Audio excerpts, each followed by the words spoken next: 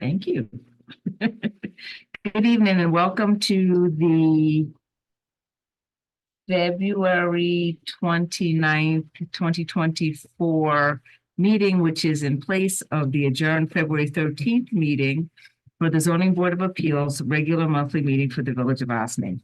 This is a public hearing, which is quasi judicial, and as such, I want to remind everyone that is in the building or in Zoom of the rules. We ask that if you're here in the audience and you have something to say or discuss, that we ask that you please take it outside of the doors and down the hall, because if you stand outside of here, we can hear everything that you say. When you come up before the board, you must provide your name and your address. Remember that you are addressing the board and you are not speaking to the applicant or their representatives. We are still using the hybrid method. And the public will continue to have the opportunity to see and hear the meetings live through Zoom and provide comments during the appropriate time. Members of the public, in order to participate via Zoom, please do the following: raise your hand, use the raise hand feature at the appropriate time if you would like to make a comment, and the feature is located at the bottom of your screen. Or press *9. The meeting host will see that your hand is raised or that you have pressed *9, and we'll unmute those waiting one at a time so they can speak. Comments can also be emailed through the public hearing, during the public hearing, to the Village Planning Department at PLAN, PLAN, at villageofossining.org. The meeting will be recorded and a transcript of the meeting will be available at a later date.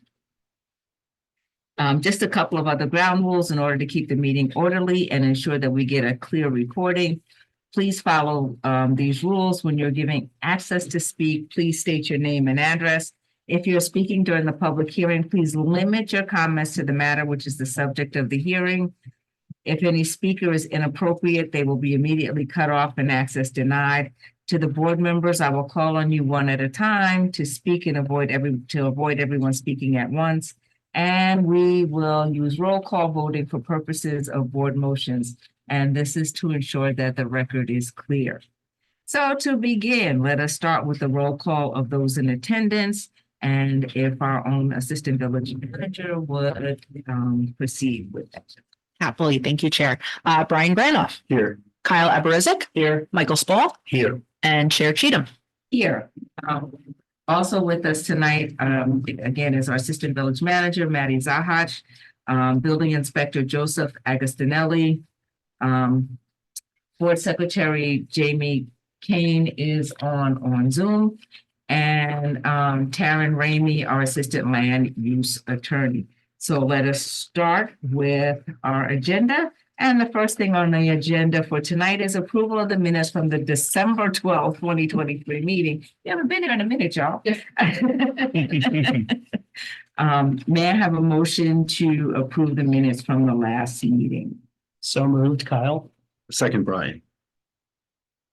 If there is no objection to the approval of the minutes by unanimous agreement, the minutes will be approved. So moved. Thank you. Okay. Motion carried, minutes approved. First, new business. Oh, yeah. Okay. ZBA 142022, which is Water Street, Central Avenue, Main Street. Owner, Village of Ossining, owner in a PWB zone district. This applicant has been before us a few times, so we already know what this structure consists of. Is there anyone here in the audience to speak on this matter?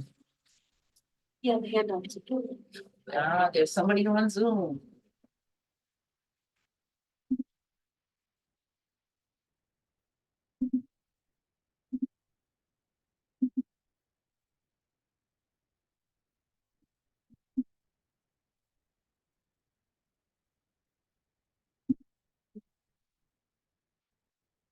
Thank you, Chairperson, for letting me join as a panelist. Board members, good evening. Again, Taylor Palmer with Cuddy and Fader on behalf of the applicant.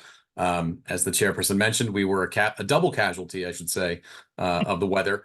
And we're here before you this evening for our extension request. Of course, the groundhog told us we're going to be out soon. We're going to have some spring coming our way, but they're right 40% of the time, so we can only hope. As you mentioned, Chair, we are before you in connection with a request for an extension. We were actually recently before you as recent as your last meeting in December, where we were approved for some additional variances at that time related to the parking structure. Mr. Wendling does apologize that he couldn't appear with us this evening, but again, also casualty of the weather.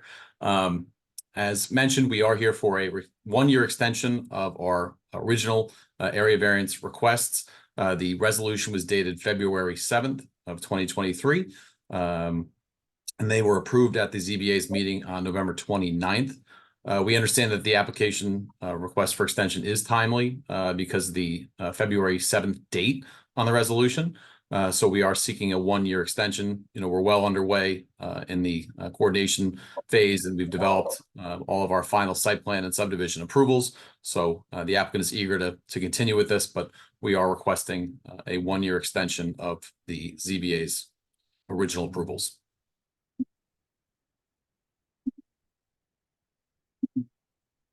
Miss, can I ask a question? Yes. So, Mr. Palmer, unless I'm mistaken, we already re-reviewed your variances, approved the new variances. And you're supposed to begin work in the spring, right? Correct. So this seems easy to me. There's no other, and this is just an extension of what we've already granted. With the oldest ones, actually, because we just did some recently, so I think those are fine. It was the ones that were granted previously that had started to expire. That's correct, yes. Now, they actually are already involved in the plan review process, so they submitted a lot of documentation for that. All along the process. So the only other question I had is we're seeing 11 different requests here. We've seen most of these before, is that true? We've seen All of these before. We've already agreed to all of these in the Okay. past, So really, we're just looking at an extension for stuff that we've already granted. exactly right. Okay, good. Good. May I have a motion to open the public hearing on this? Motion to open the public hearing, Brian. Is there a second? Seconded, Mike. If there's no objection, the public hearing is now open. Is there anyone in the audience to speak on this? Is there anyone on Zoom to speak on this? Hearing none, may I have a motion to close the public hearing? So moved, Kyle. Second, Brian. If there's no objection, the public hearing is now closed.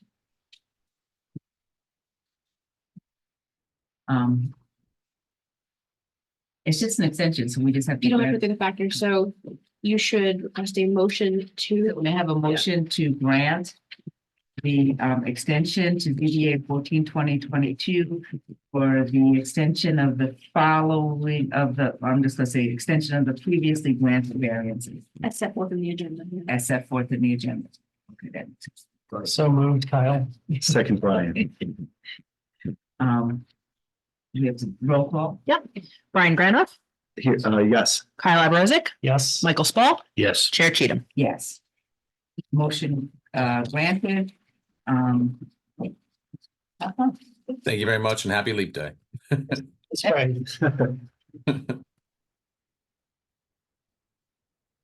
Next on our agenda is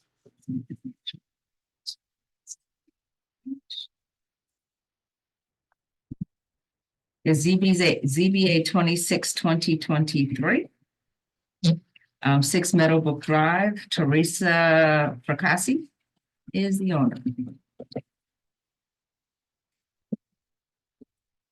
Good evening. We know who you are, but it's still safe for the rest of you. Can I have your name? Sure. JB Hernandez, architect, ARQ Architecture PC. 6 Meadowbrook, we were in front of you in December. And we were seeking 2 variances. And due to a technical in the notice, we are coming back for the second variance. So they received the rear yard variance, and we're in front of you today for the front yard variance. So, JB, thank you for being here. I know that we approved the other one and couldn't approve this one, just so the audience understands. Because there was a deadline missed in posting or the posting wasn't made. Right, So you're just looking at the proposed porch where the line cuts through it. yes.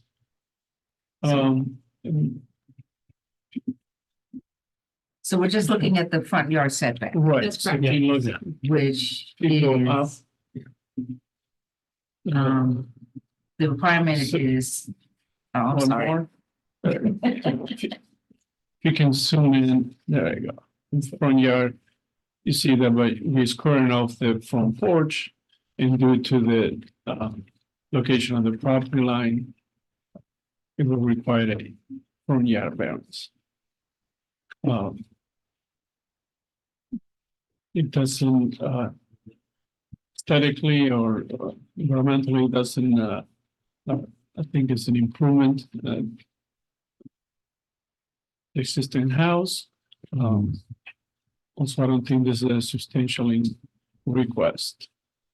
This is right.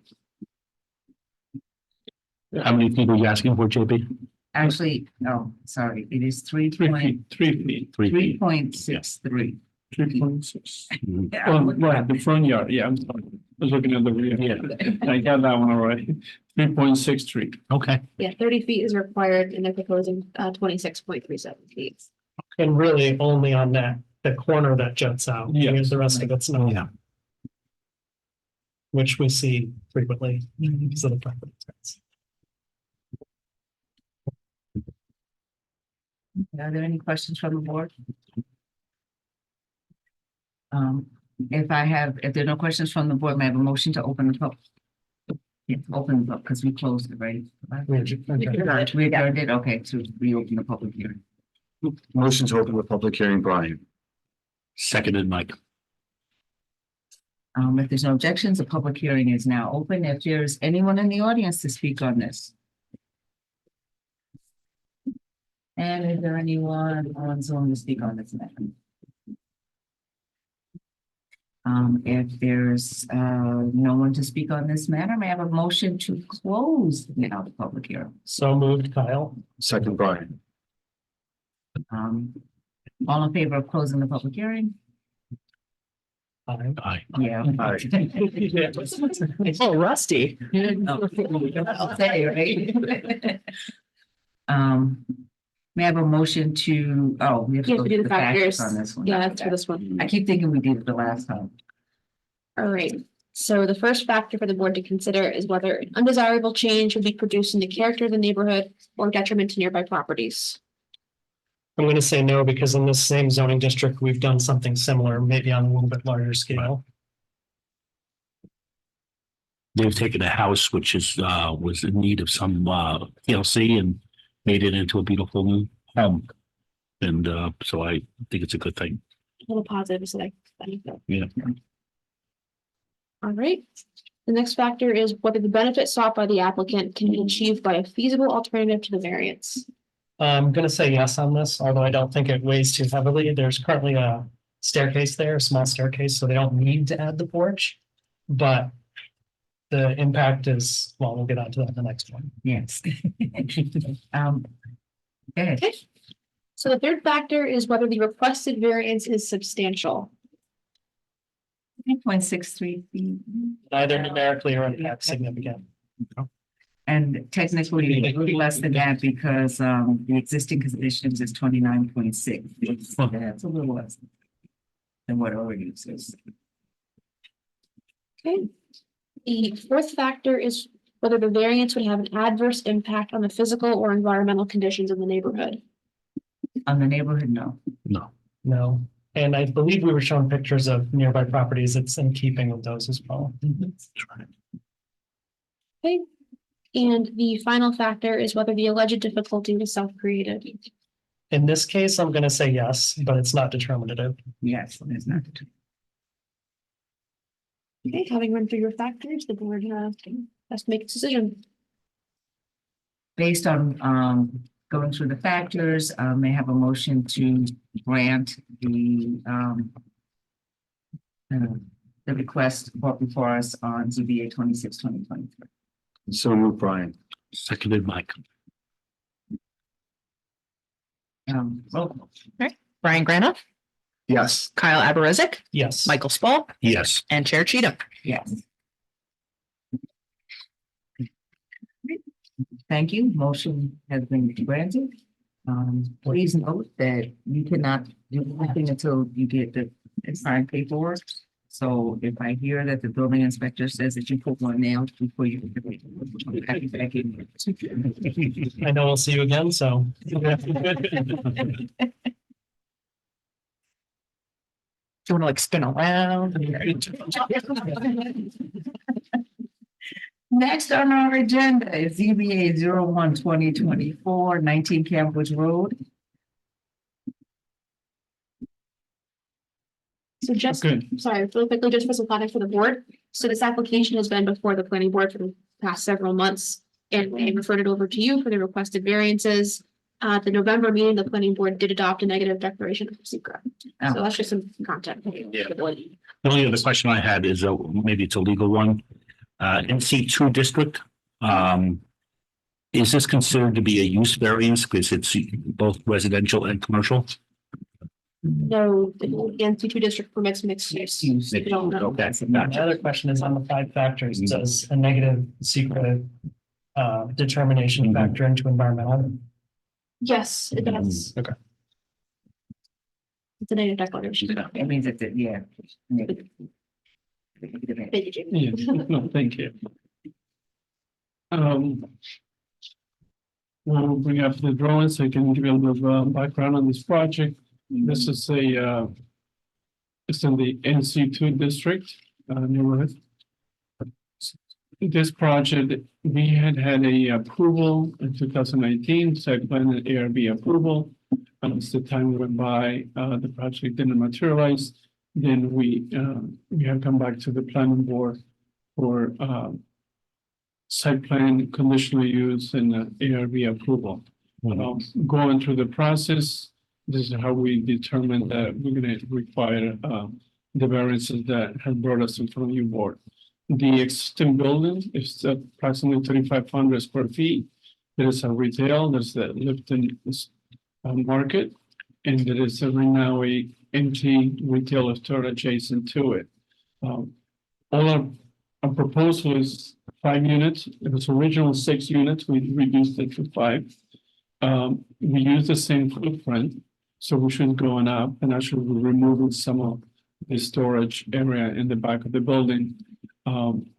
So even though that we're using the same footprint, is the existing building is pre-existing non-conforming, and that's what brought us with most of the variances here. Go down. You still have commercial on the first floor. Yes. Okay. Okay, so this is the site plan, some of the changes that we have from the original approval is that we have done parallel parking now to accommodate the movement. We do have access to the apartment from Campus Road as well, and we have access from the rear. More. There's the drainage system, this is Here. well, that's showing, we're demonstrating, this is part of what we're doing with the, planning board, we're demonstrating, maneuvering, the vehicle in and out of the, parking lot. So, this is the, there you go. This is the landscaping. One of the variances is lot coverage. And, you know, again, as we go through it, we're gonna find out that right now the lot coverage is almost 100%, it's 96%. We are reducing the lot coverage, we're introducing landscaping. We in the front and then as a buffer zone, but that still leave us at 87%. Therefore, we're gonna need a lot coverage variance. Sweet. This is yeah. That's the downstairs. So you'll be able to come in from the rear, when we have the parking spaces and walk up to the apartments or up to the store level. And we are providing accessibility for the main level as well. Continue. This is the main floor. So we still, we have the Lipton store at the market. We are doing some changes to that as well. And then we have, an entry from campus, like I described before. You'll be able to come in, get the mail, access the campus road, and then go up to the units. Next. And these are the units, and basically are 5 units, and they're all duplexes, so we have 2 levels. Next. Yeah, one more. Thank you. This is all showing that we comply with habitable space and a breakdown of the apartment numbers. The square footage. That's the existing building, and that's what we are proposing right now. In the next slide, you're gonna see that because of the lot slope, the slope on the existing lot, that also brings us to a requirement for height variance. While on the front, we comply, and only when you're parking in the back, we are above the required building height.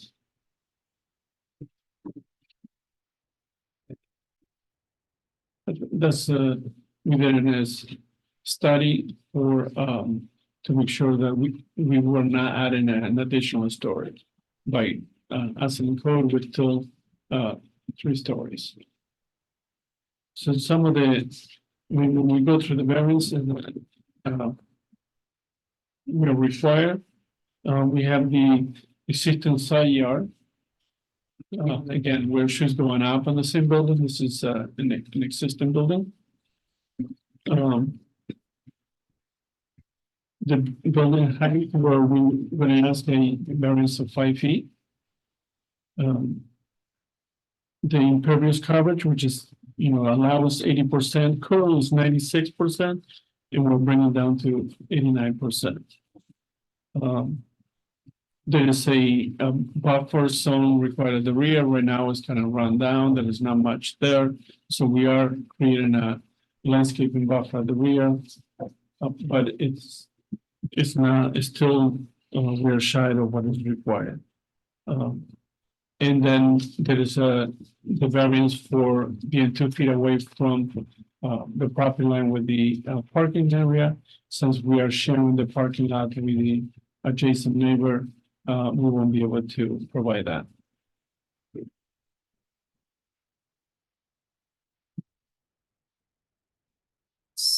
Okay, so I have one question. There's a parking requirement of 18 spaces and you're providing 15? I think that the parking got resolved. I'm sorry, we didn't update it. Yeah, no, the planning board has agreed to a parking waiver on this. Oh, okay. So that's the part, that's for the planning board to consider, excuse me. Okay.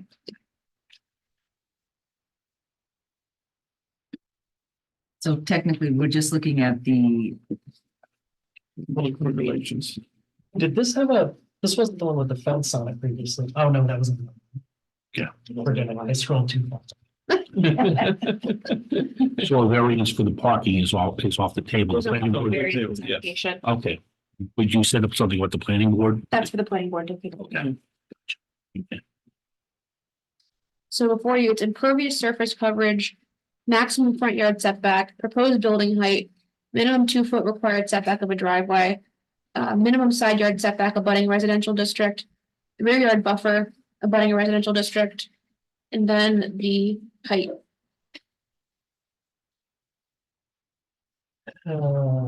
In with exception of the height, I think all the other variances are pre-existing non-conforming.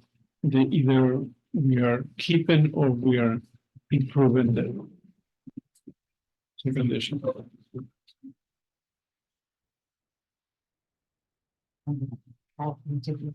Yes, of course. The aisle ones are planning also.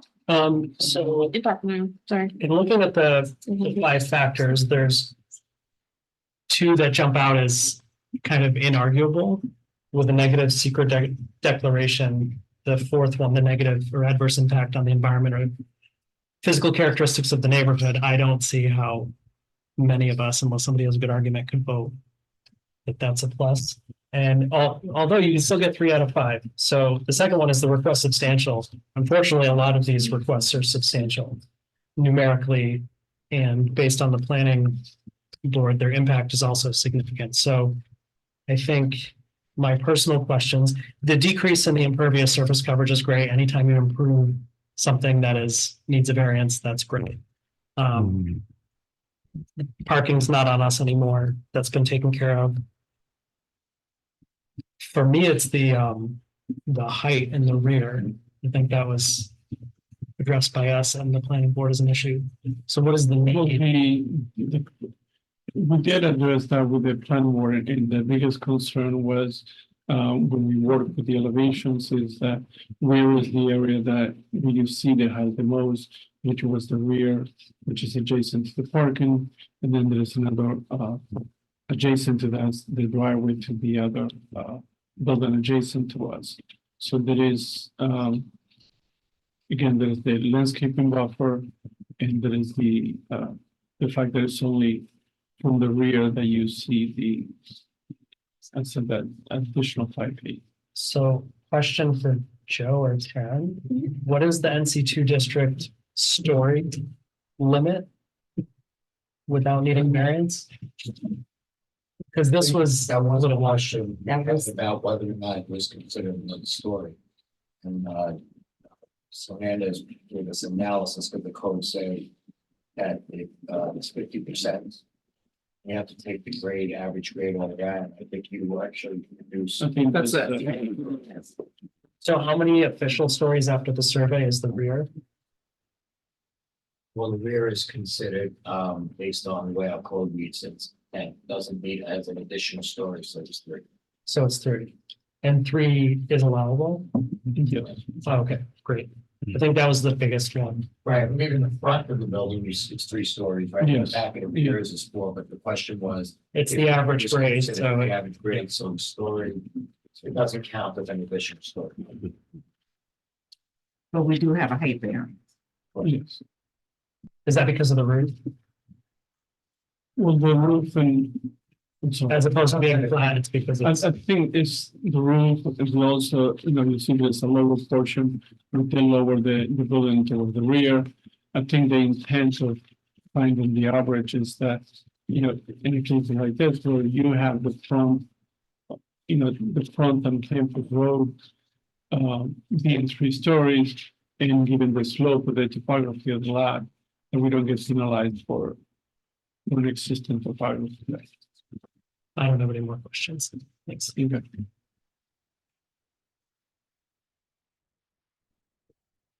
So I have a question about the environment study. So there is indeed a negative impact if this goes up, or No, there's already, yes, can you it's a explain? negative declaration under secret, so that there's no negative adverse environmental impacts. Okay, so there are no- It's the, yeah.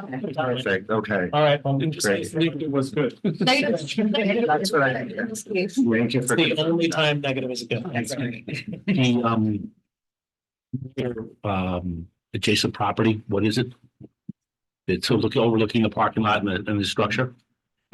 Is it commercial? Is it residential? It is a school or, Yes, the school on one side and Parking And the- driveway that goes into the, yeah, because they have a driveway that comes in off of Stone. Okay, I thought there was a large parking lot back there, isn't there? Yeah, and that's where they have the parking. that's what, Okay, Hmm. okay. but that parking abuts. Mhm.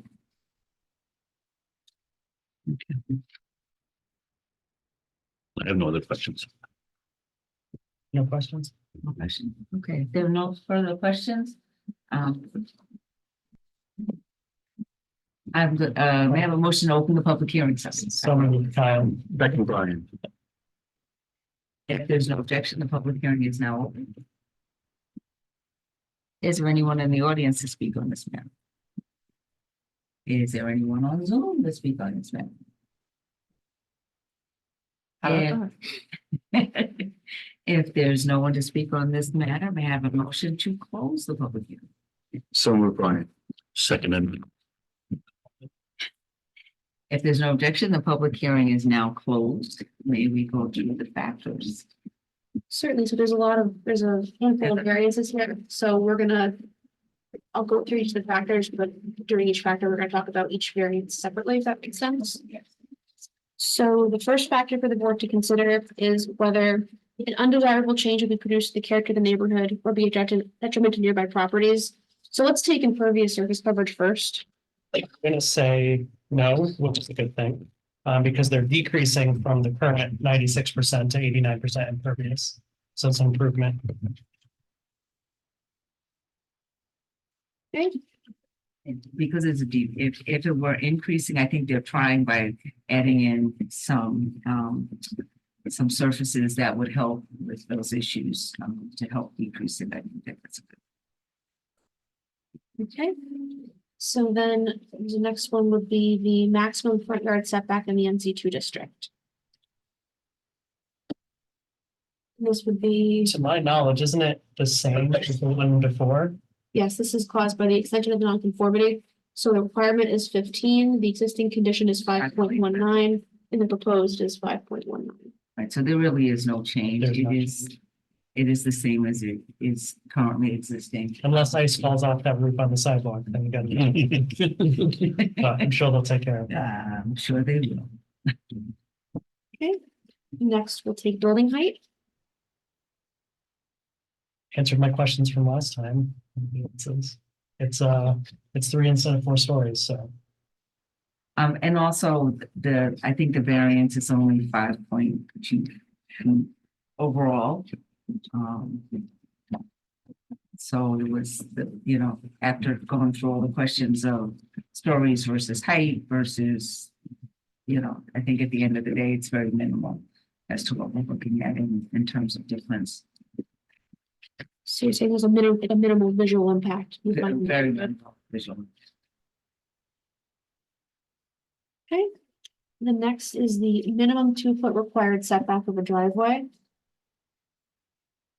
And this is, Yes. the requirement is 2, existing is 2, correct? And proposed is, excuse me, existing is 0, proposed is 0. System is zero, yeah, this is because of the shared driveway. Because it's the shared driveway, so. Okay. To me, variance requested, but will change from non-conforming.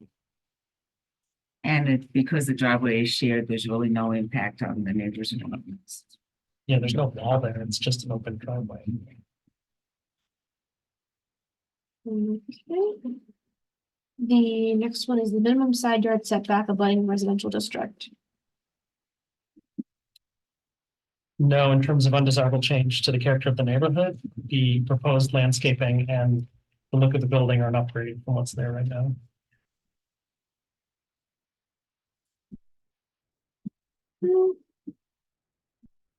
Then the rear yard buffer abutting a residential district. Not for character and physical, only because it abuts another parking lot. That one's 50-50. Yeah. I mean, technically, it's it's like 3 feet difference, so is it? Because existing is 6.3 and what's required is 10. Right. And they're asking for 6.5. They're proposing 6.5, so Right. it's going up. Slightly. Slightly, it's just going up slightly, so it's no different than what it is currently. They're including the landscaping. Yes. Unfortunately, we're still on the first factor. Making sure, so I believe that was all of them. Good luck, we got 4 more. Just want to make sure we discuss all the variances. Mhm. I've got too much paper on my desk. Okay. So the next factor for the board to consider is whether the benefit sought by the applicant can be achieved by a feasible alternative to the variance. So for impervious surface, what do you guys think? No, actually, I think they're trying to, work on within the topography of the grounds itself, plus provide parking and other things. I think they're doing. And I'm gonna say yes, but in a positive way, if that's Yes. possible, because we had talked about them using pervious pavers, but it's kind of unnecessary because they're already decreasing the impervious surface coverage. So I have a positive declaration on number 2. Okay. The next one pertains to the front yard setback, which again is no changes to existing non-conforming. I'm gonna say no, because then you screw up the parking even more and need more area variances for parking spots. And it's in the same footprint as the other building. You can't really get access to, commercial first floors without. the front Right, yard. this, it really is access to the public, where it sits right now. Okay. The next one will be the building height. I'm gonna say yes. We talked about the fact that they could have a flat roof, but in this case, I think the pitched roof is better character for the neighborhood and probably better for snow and rain, so it's not sitting up there.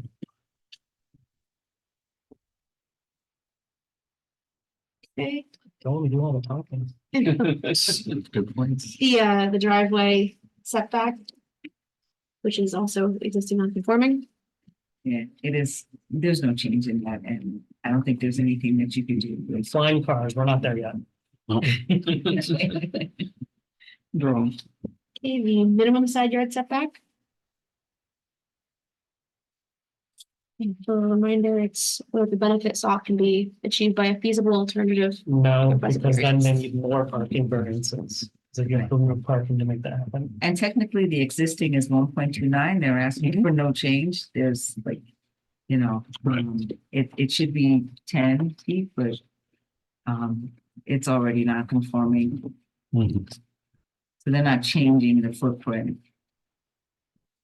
Okay, and then finally the rear yard.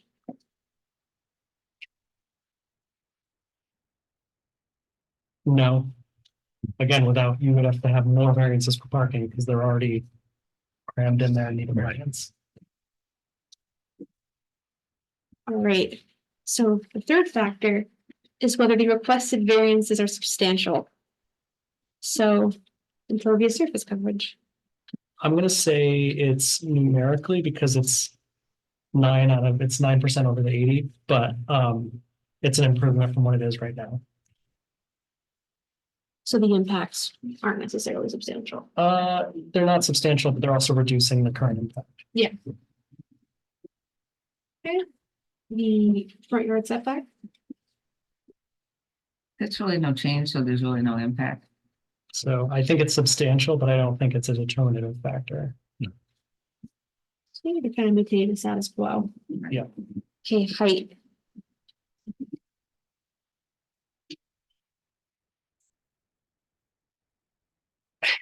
Well, I think you're changing a existing structure, which is a two-story, 1-story commercial, and building an apartment building above it. But it's a smaller apartment building. I don't think it's really substantial. Well, and they're not that far over the variance, they're only 5 point, Yeah. forget what the exact number is, but 5.2 over the variance. From the existing conditions, if It's you're a lot. looking at that, it would be a lot. So they're within the guidelines of being able to put up a 3-story building with 36. Right. So they're slightly above that, but yes. Okay. Next is the driveway. request is substantial, but it's pre-existing, so there's really no change. I agree. Okay, the side yard. It's the same. Same Same, it's also substantial, but there really is no change. Right. And the rear yard. It is the exact same reason. Mhm. It's Okay. existing. The fourth factor is whether the variances would have an adverse impact on the physical or environmental conditions in the neighborhood. I'm gonna lean on the planning board secra negative declaration to say no. Yes. So. Double negative. We should also discuss individually. Sorry, that guy. So, but- nine, legally, So the first is the impervious surface. that is a positive impact on environmental and physical because they're decreasing impervious surface coverage. So it's a positive impact with a positive. It's an impact. For the business, so yes. You're making it better. Okay. The front yard, There is no change and no impact. the height, There is a change. And there is no impact according to environmental or physical from the secret declaration. I'd also say it's within character of the NC2 neighborhood that it's in. Right. And from a viewscape point of view, it's certainly in character with the neighborhood and other buildings and other uses on Kentwood Road. And I think the majority of the 3 stories is down below the height of the front facing Right. building, so, it's on the rear. yeah. it's- Right. It's a major thoroughfare. We've seen other buildings of this height in that same area. Okay. Then we've got the driveway. Which is, No impact, it's existing, it's the same, there's all right, side yard, same. Same, no change, no, change towards existing. and then the rear yard. no. If anything, there was a little bit of environmental improvement with their impervious surface coverage due to the plantings they've got back. So if JB really wants to be nice, he'll put in, he'll change the paving, but that's just. No, we won't.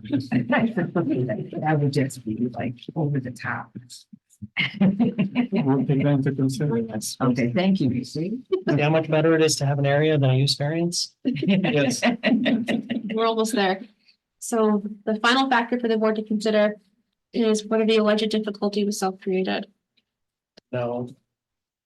So I'm gonna say no, only because they're making improvements to the site that are better than the prior non-conforming use, such as impervious surface coverage.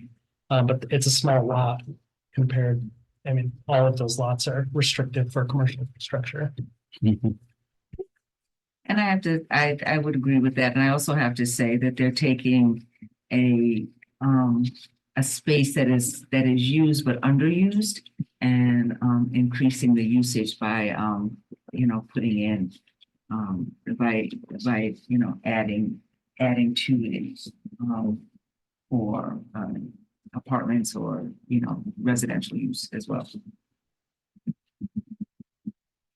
All right, so after considering the 5 factors for each of the variances requested, the board has to make its decision. So after going through the factors for all of the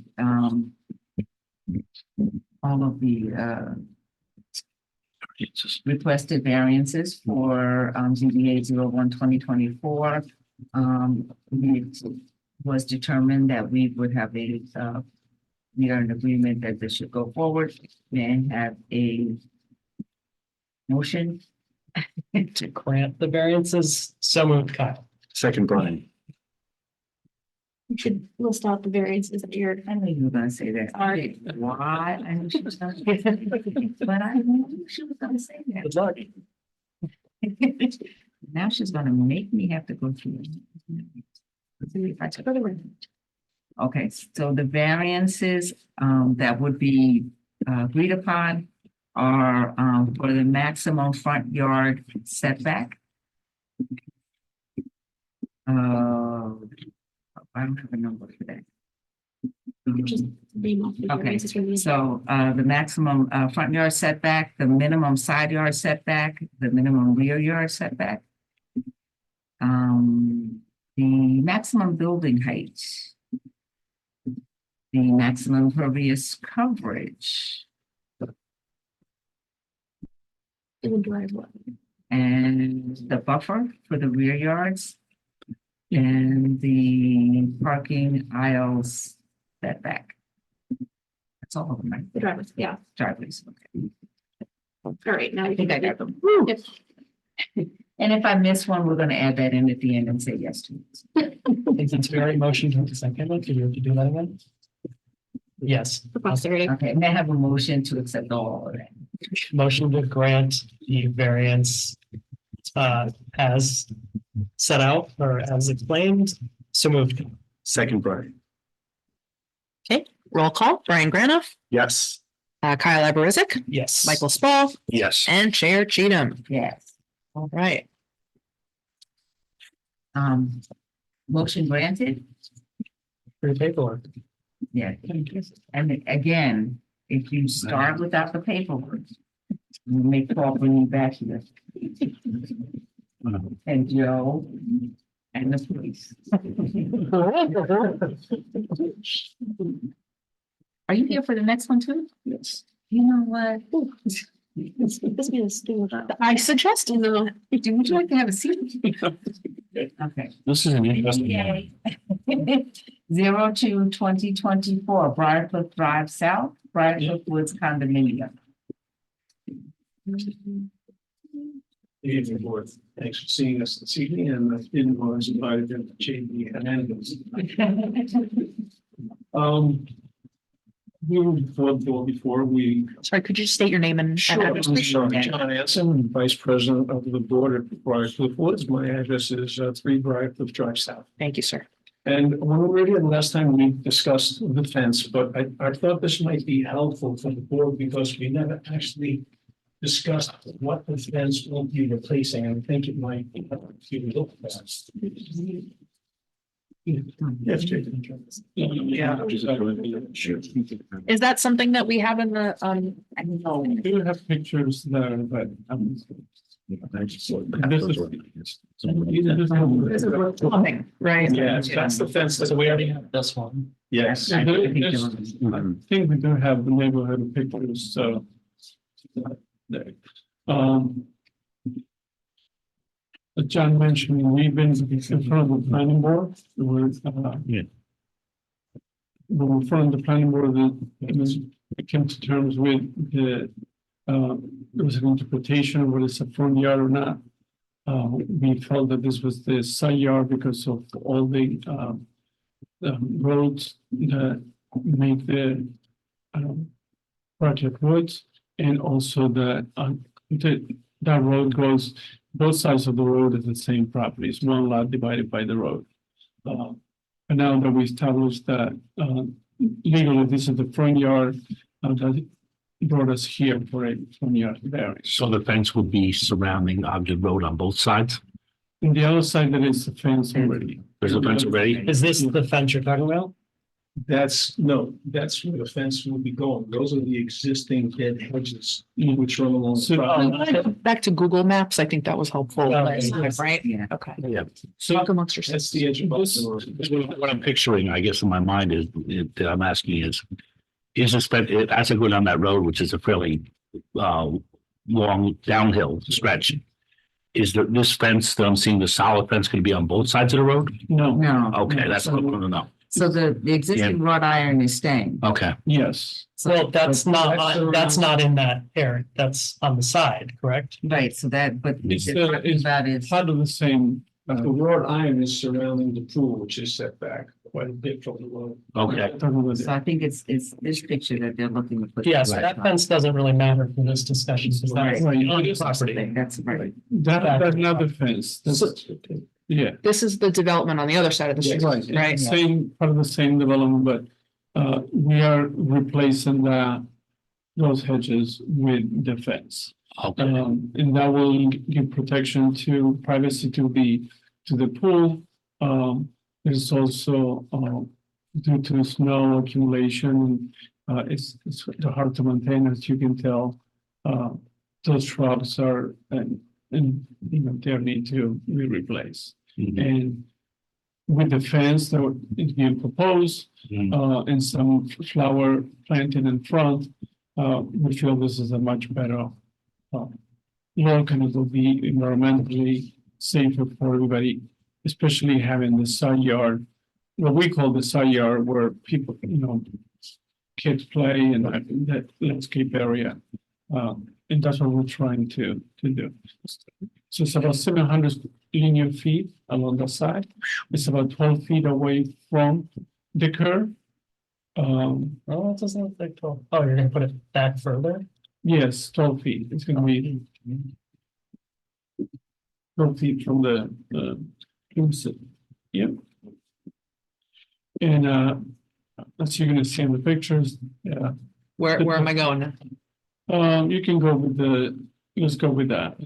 Let's start with that. This is kind of what we are proposing. Even though the fence is 6 feet high, the top of the fence is, as you can see, is open and you can see through it. Then if you go, like, Got the plan? the plan, yeah, let's see that. There you go. That will give you a very good idea of where we're going with this. If you can zoom in, actually at the bottom, there's an enlargement of that, yeah. So that's what we're proposing to do, to replace the shrubs with this fence. And also, as we go down closer, we're gonna wrap around. There is a Connecticut unit there that we need to respect and provide clearances to it. So it's an easement, in other words. I'm not sure if an easement, but there is a Connecticut has a demand that you need Yeah. to provide 10 foot to the rear, 3 foot to the side. Right. So we provided that. And how many entrances to the condo exist? Two. It's two. And is Actually, there there's 3, but only 2 that have been affected. any, anything in the code, maybe this is a question for Joe. Anything in the code that says the fence needs to be a certain distance away from an entrance or exit to a property so that people can see onto the road in order to make the turn? No, there's a 3 foot, they don't need a variance if the fence is 3 feet high. But in choosing to go above 3 feet, they're required to get a variance. The other problem Mhm. we addressed previously, because this is the second time we've seen this application, is the fence. So for example, We- what you're looking at right there, that's what I'm talking about. Yeah, and looking at this Yeah. fence that they're gonna put Yeah. up there, which is, The fence does not actually, I'm sorry, the fence does not reach that point. You can Okay, see that the fence, the stop where the hedges are. Nothing changes in the entrance ways. They Yeah. stay exactly the same. okay, so the field of view from person going out to Ogden Road will not change. So that was part of the point we addressed. That's exactly what we addressed last time, which was Mhm. it's there to keep, one of the arguments was it's there to keep the kids safe, but the kids can just go right around the fence into the road. So that doesn't work for me. Having a fence you can't see through and know what traffic is on the other side, to me is also a negative. And having a fence that's 6 feet high, I feel is unnecessary because the other fences you showed are not 6 feet high. So I don't see the compelling need. The hedges are 8 or 9 feet high, Yeah, but wildlife can go through them and you can see through them. but seeing through them is the only reason you can see through them now is because they're dead. And when they were fully blown, they were a solid triple hedge. But they're not restrictive. You can go through those. Yeah, we're gonna get our shirts pulled if we go through them, but wildlife. If you go back to the picture, I think it's important to understand that there will not be an issue, that there will not be an issue at the entrance. Oh, the map. Yeah. Okay. Yeah, Oh, no, I know that. The fence doesn't go. right, the fence will stop I think there. So there is a part of the code, and it has been, some code that talks about street corners. But even if we were using that, this will clear, but it's, Right. there's a driveway, so that does not apply. And again, there is a stone wall, and there's the shrub, there is nice landscape areas on each side of the entrances. I will, answer to the original question. The only restriction Hmm. in the code about fencing is if you're on a traffic corner, you have to reduce it down to 30 inches and you have to measure from the 25 feet in both directions to allow for visibility of traffic. That wouldn't mean for anything, whether it's fence, shrubbery, Right. any walls. But they make you measure across from the corner 25 feet both directions for traffic safety. Mhm. If your concern has to do with being able to see properly the traffic and all, I mean, I don't know what the distance is from the driveway you'd be pulling out of to the edge of the Well, fence. usually when you do a side distance study, Yeah. usually 10 feet away from the curb. Mhm. And in this case, the fence is gonna be 12 feet away from the curb, so it won't never affect the side distance coming out of the driveway. Okay, I don't have more questions, but I just have a lot of comments, but I don't know if that's gonna be productive before the public hearing. And I think there's one thing to consider, because one of the factors in your area variance analysis is the comparison of the benefit sought by the applicant against impacts to the neighborhood at large. It is important to consider that they are proposing a privacy fence. So that does pertain to the inherent protected variance. So I think my question more leans toward, and for Joe, the fence, a fence of 3 feet high is permissible without a variance. Yes. That's correct. If you copy the fence that's on the other side, which in one of these photos is an example you gave us, this type of fence, which is not entered into the record yet. If you go back to that photo on Google or the Google Maps thing. Right across, yeah, go back. See that fence on the other side? Of course. No variance required. So what is the compelling need to do something other than that, that also meets this criteria? will definitely give you the compelling needs. Okay, so let me just read one sentence to you, which is one of the guidelines we have to go to. Okay. A variance is a permanent change that stays with the property and not the property owner. Therefore, a variance cannot be granted solely to satisfy the needs of the present owner. So for example, safety and the pool. Those are your needs for right now, but anybody can rip the pool out in the future and keep the variance that they have. It's what is the compelling need to not just do what the other property did? Well, first of all, it's impossible to do what the other property does, because if you go back to the picture, you'll see that we are precluded from doing that because Con Edison has poles and wires above us. So we can't plant any trees which will go to the height above those wires. But you could put hedges back there, Well, because they'd be further away from the poles than those are. to require to put hedges back, according to the people that we spoke to, the landscape people, they would have to remove 500 feet of soil, which has been totally made unsuitable for any kind of plant life, because the reason those hedges are dead is because you've had 40 years of animals defecating, urinating on those hedges.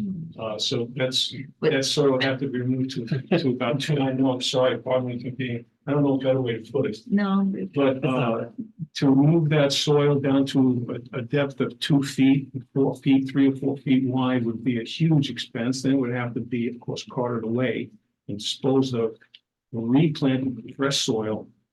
That's if you planted them in the ground, but if you did a raised box that was set back, it's not attached to a structure, so Joe, correct me if I'm wrong, they'd be legally allowed to do that. Well, yeah, So then the soil would be. Just one question, Oh, is the good. complex across the street the same community or is it different? different community.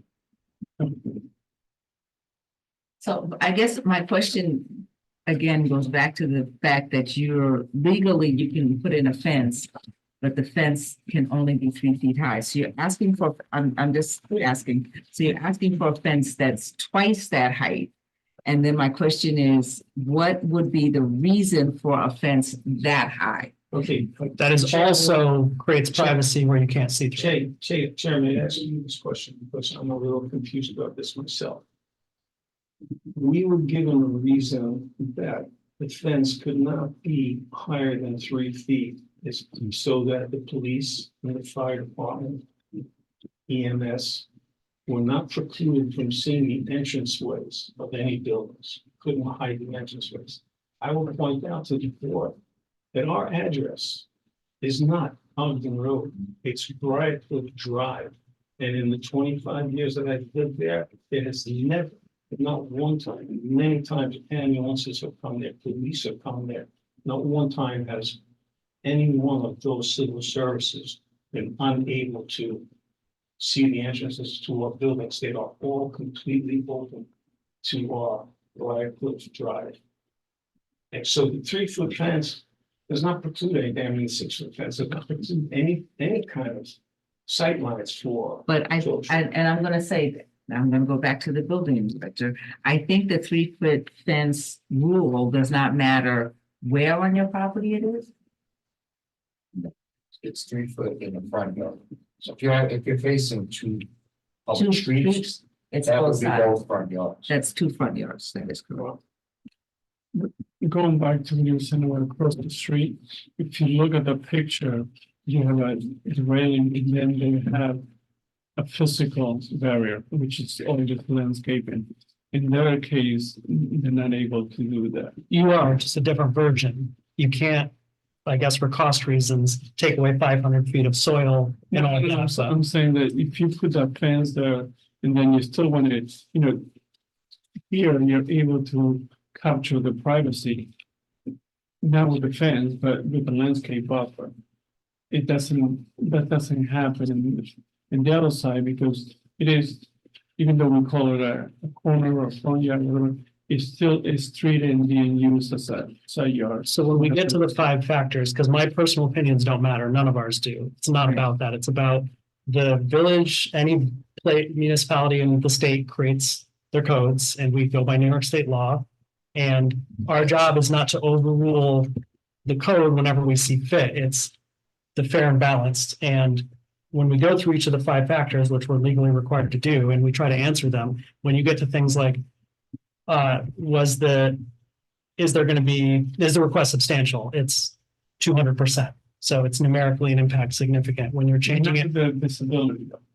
But that's only one of many. That's all right. So there's one of many factors. So then the question that, and I think I think we could, if we're going to look at it, we're going to say, is there anything else you could do? That's a question. Is there any other, It's any feasible alternative. Feasible is a very important word. right, and feasible is like that. Well, maybe we could ask the applicant, is there a reason why you went with 6 feet versus 4 feet? Actually, we just went with Mhm. something that we thought would look beautiful for the property. It's a beautiful fence, by the way. It's a very, Yeah. it's a very upgraded fence. Mhm. And we thought that since the hedges were at least 8 feet high, that we would be putting something in that would be amenable to the privacy of the Okay. place and the beauty. There wasn't complaints among the condo owners Well, about headlights or no. things of that sort. No, and Okay. we did take into consideration a Mhm. few things. One of the things we took into consideration as a Mhm. sitting board is, as you all know, it was the fact that we felt if we replaced it with hedges, there would be certain drawbacks. First of all, cost of removal and replacement of the soil. Right. The second would be that it would probably take 5 or 6 years for the hedges to grow from. Full Right. height, okay. And the third, the most important one would be the sustainability, because again, we have dog owners who come from across the street. I don't know why they come from across the street to our side of the street, but they do. And then you'd have that same process going all over again. Where you'd have animal waste polluting the ground and eventually you'd be in that same situation. I probably wouldn't be around at that time, but that's what would happen. So we figured a fence, and a beautiful fence would beautify the property, beautify the neighborhood. We chose colors that we thought would go with the environment, this brown and green. And we thought that the maintenance going forward would be, much less for the community. We have 142 units, mostly, middle-aged to older people. Some of the couples moving in, and it's it's kind of a great expense to maintain that hedge. It has to be 250 feet of, 500. Just 500.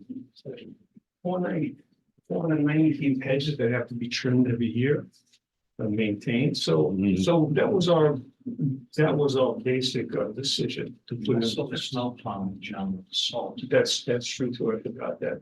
For some reason, it's interesting, the town, when they plow the roads, Mhm. put all the snow on our side of the Well, road. that's an interesting point, though. Are you sure that the hedges didn't die, not because of the reason you cited, but because of consistent salting from? Could be that as well. And also, listen, they are also 40 years old and they served us well. There's no doubt about that.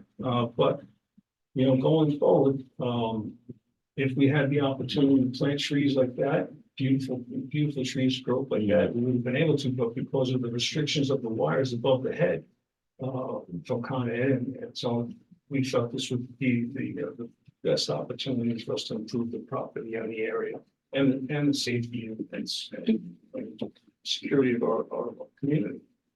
And then if we go through the 5 points, in a desirable change will be produced in the character of the neighborhood that detriment to nearby properties. I will argue that this fence will be an improvement to what is there now. And, People's desire to look across an open landscape was part of the reason they made the code the way they did. So it has, it, to me, doesn't matter whether I like the look of it or not. And, well, but I'm a town person. yeah, no, and I'm making the argument that it's, so you replace it with hedge and landscaping, so you still have, you won't have the visibility.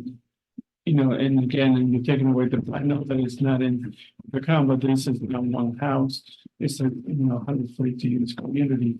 And there is, the privacy that they're requesting. Confirm again for the board, the height of the existing hedge. Probably 8 feet or more in certain spots, some, the rows, they're half dead now. But And, about 8 feet, I would say. and in, I guess, based on your prior experience, when the hedges were fully healthy, were they opaque, kind of like the neighbors across the street? Did you see through them? or- Yeah, that's what, Well, when they were fully healthy, when I moved in 20 years ago, you couldn't see through. Thank you for Now, confirming. and you're like the- and that's going to, can the same be achieved by some other methods? Yes, we can put landscaping, but then the landscaping will bring back all the issues with the snow, with the salt in the Well, snow. the fence is 12 feet away from the edge, which is further back from the bushes. And then there's something behind that. The snowplow is not going to throw snow 16 plus feet Yeah. onto your property. No, from the curb to the fence would be 12 feet, Yeah. and they definitely pile. I mean, when we get a substantial snow, which thank God has nothing that often. I think Over the years. So further battling these will be unproductive because we still need to. right, because I don't think the issue is a fence or no fence. I think the issue is more the height of the fence that you're asking us to give permission for. And Because you're, by and the law, you privacy can nature of have, it, which is. well, no, by law, they can have a fence. Mhm. So the question is, the height of the fence is really what the question is before us. It's not that they can't have a fence, because they could have a fence by right. 3 foot It's, fence. but you're asking for something that's Right. twice the height of something that by law you have. So that's what our question is, not whether you can have a fence or not. I know, whether you can have a fence or not, the question is the height of the fence that we're going to, that they're looking for approval. That's correct. JB, I know you're going through the factors, and I want to continue your argument. Yes, I'm just looking for my sheet.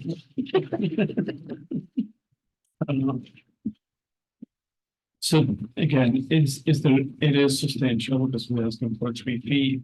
But we point out that I believe is 12 inches or 15 inches of the top are, you're able to see through them. So, So between 5 and 6 feet is what you can see through. yeah. The proposed variant, we have an adverse effect impact on the physical environmental conditions. And then they were in the district, I will argue that again, it's an improvement to what you have there. I think that is, environmentally, that will look very nice, especially with some, flowers in front, like it is proposed here. And then, yes, it is self-created, but, I think that's not it. So the whole hedge is completely dead? Yes, I mean, 90% of it is that you could basically pull that stuff out in there. So, because there's been a lot of discussion back and forth, some simple true false questions. Are you allowed to build a 3 foot fence? Yeah. Yeah. Can you put landscaping behind that, whether it's in the ground or you do raised bed? Are you able, is that allowable? So, yeah, you don't, so you can't, No, I'm trying to understand. true or false, you can put landscaping there, it just is a bigger process than you want it to be. Yes, yes. These are the way we have to think about the questions. Also, the feasibility of doing so is an important part of it. And it seems feasible. The benefit can be achieved by some other method. Yes, we can build a 3-foot fence without needing to come before us. Is the request substantial? Yes, it's twice the height that's allowable. Was the difficulty self-created? Yes, it was, because we're choosing to add 3 feet because we want 3 feet because it looks good. We like the look of the fence. That's 3 of the 5 already, and it's a really hard sell for us to say yes by law when these are not even subjective. Objectively, you have another option. Some homeowners don't have another option.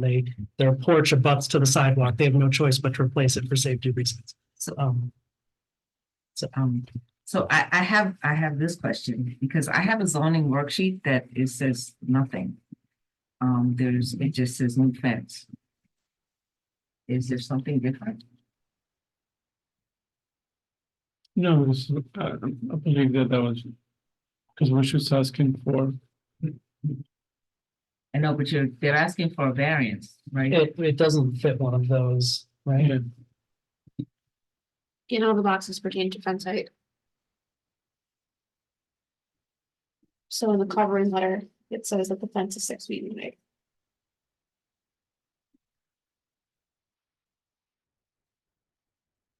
Can I just ask a quick question? Is Laura Friedman part of the applicant team? Because she's had her hand raised for some time.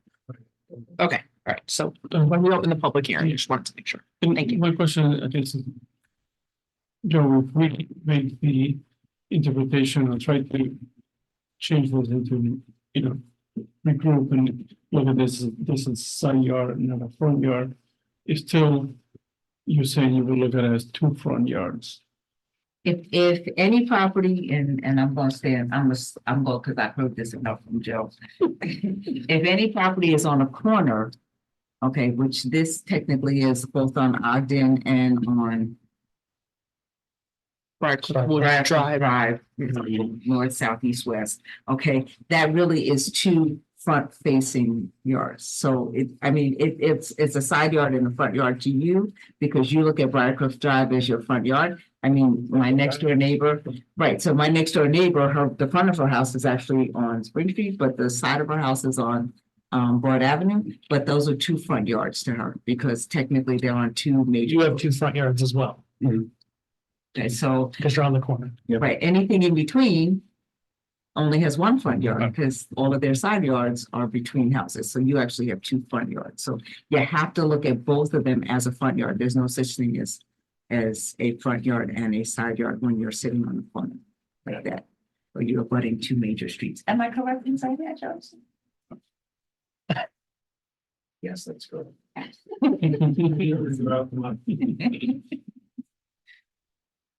I would be a lot more comfortable with this application if it wasn't doubling the size of the allowable fence, which is normally 3 feet.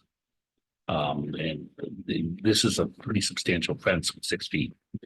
So, that's my major objection, speaking for myself.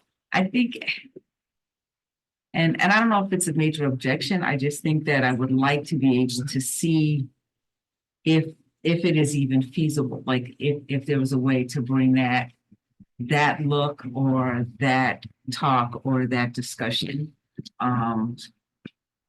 I would, like, is there a way to say, like, even if it was, I don't know, and Joe may throw his phone at me in a minute, but if it were a 3-foot fence with the green and the color of the wood, whatever they wanted, and above that, if it was open work, would that make a difference? No. No, that would, Okay. because the definition on fence has a lot of different materials. Okay. So you put netting on top of the fence as something that would be considered still part of the fence.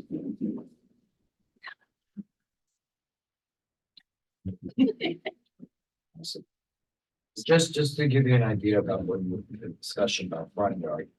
If you look at the definition, it actually says it's an unoccupied ground area fully open to the sky between the street line and a line drawn parallel to the front of a building, extending from lot line to lot line. So the key to that is any street line.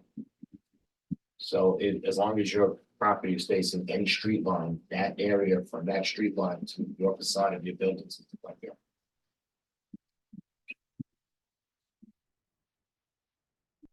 I don't really have much else to say. All I can tell you is that, we looked at decaying edifice that was 8 to 9 feet tall. And we thought we were putting in something that would be much more beautiful for the area, property, including property value in Boston writ large. It would improve our aesthetics, would be safe for our children.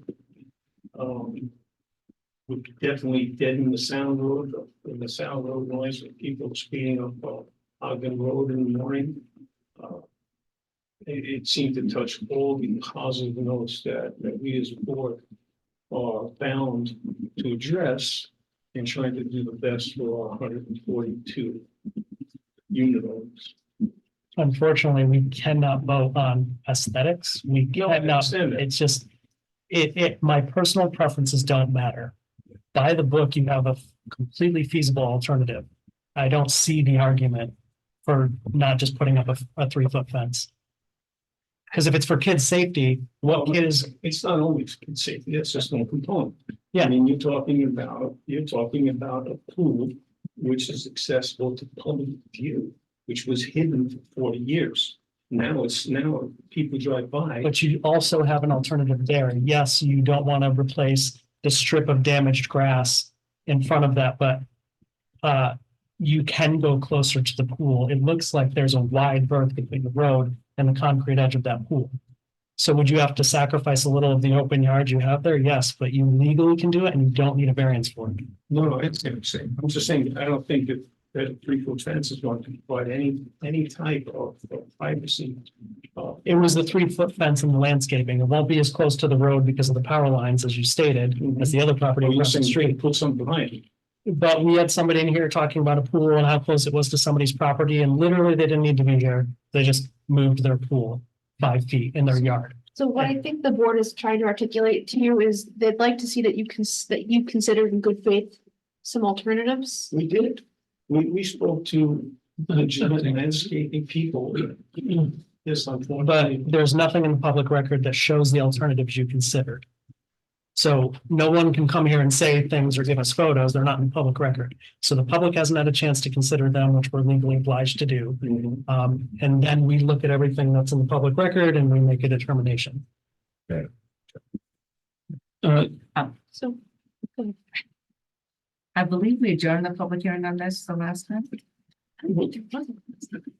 No, there was a last time. We There was a- This has been before zoning, Yeah. before, for sure. I'm thinking Yeah. planning board. We definitely. Well, it's under new business, so we. I've seen the Yeah. picture in our packet. Because it's, Yes. you've seen this because it's been on the agenda for the last couple of months. This hasn't been to public. Yes, we're supposed to read everything before we come to the meeting. Yeah, but this hasn't been like. You've seen it, yeah, it's been Wait, weird. I'm checking with Jamie just to make sure because. This is new business. Yeah, okay. This is the first time we've been in front of the planning board. So Jamie confirms it has not been before the zoning board. Apologies. Sorry, I apologize. So that one person seems like she might have something to say. I thought for some reason, I thought we discussed this too. It feels very familiar.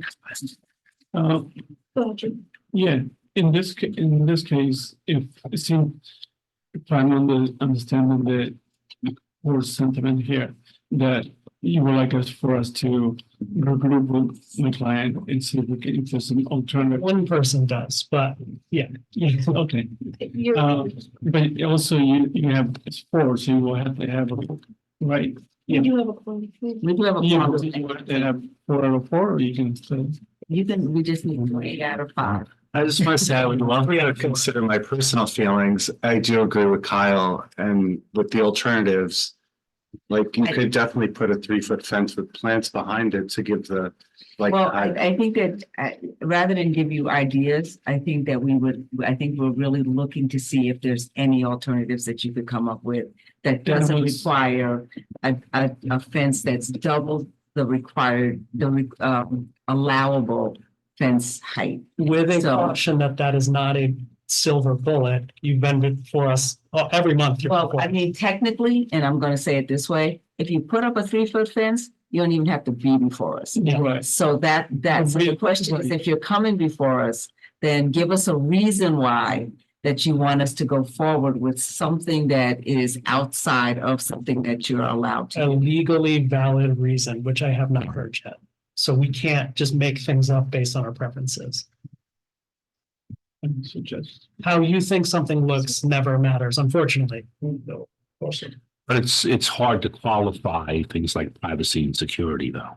That's correct. And so it really is a matter of conjecture whether or But not you who want to, determines that? Have the police looked at it and said, hey, but here's a letter saying if you put Well, this fence. that's part of the reason why we have an allowable amount, an Exactly. allowable height requirement for a fence, which is Not the sure. privacy and security. It's 3 feet. Yes, Above that, you need a variance. You need to have to come to us and say, I want something that's 6 feet. Well, give me a good reason to do 6 feet that actually we can work with, that it's kind of gives everybody, and I'm gonna say, the ability to say, this is why we're saying yes to this. And I think that there's a lot of, there's been reasons. I'm not so sure that all of those reasons are enough for us to say yes or no. I just think that it leaves more gray area. I'm also going to say that this is a new application, though I swear it's not. And in that case, I do know that we need to open the public hearing, and I'd like to know if I can have a motion to open the public hearing. So move, Brian. Madam Chair, may I ask a question? Just, only to clarify my own mind. So, right across from Joe's office building, there are some houses bordering Saint, Augustine Cemetery. In front of those buildings, they have 6-foot white fences. It's the I town. didn't put them in, I can't tell you. that's the town. the town. That's That's the not town. the village. That's not the same. No, That's the Then town. you clarified my question, because it seems to me. I don't know the zoning rules for the town, so That's Stormy Town, right? That's- Yes. Yeah. Yes. that's the town. And we don't know when that was done. I can't help you with that. Yeah. And it's also the cemetery, so I can't help you with Part that. of the house. I have a motion to open the public hearing. May I have a second? So. second, Michael. Is there anyone in the audience to speak? JB, we got someone to speak. May I have your name and your address, please? Good evening. My name is Carlos Estrella. I'm a resident of Briarcliff Woods, and I live in unit 8-9. I'm also the past vice president of the board.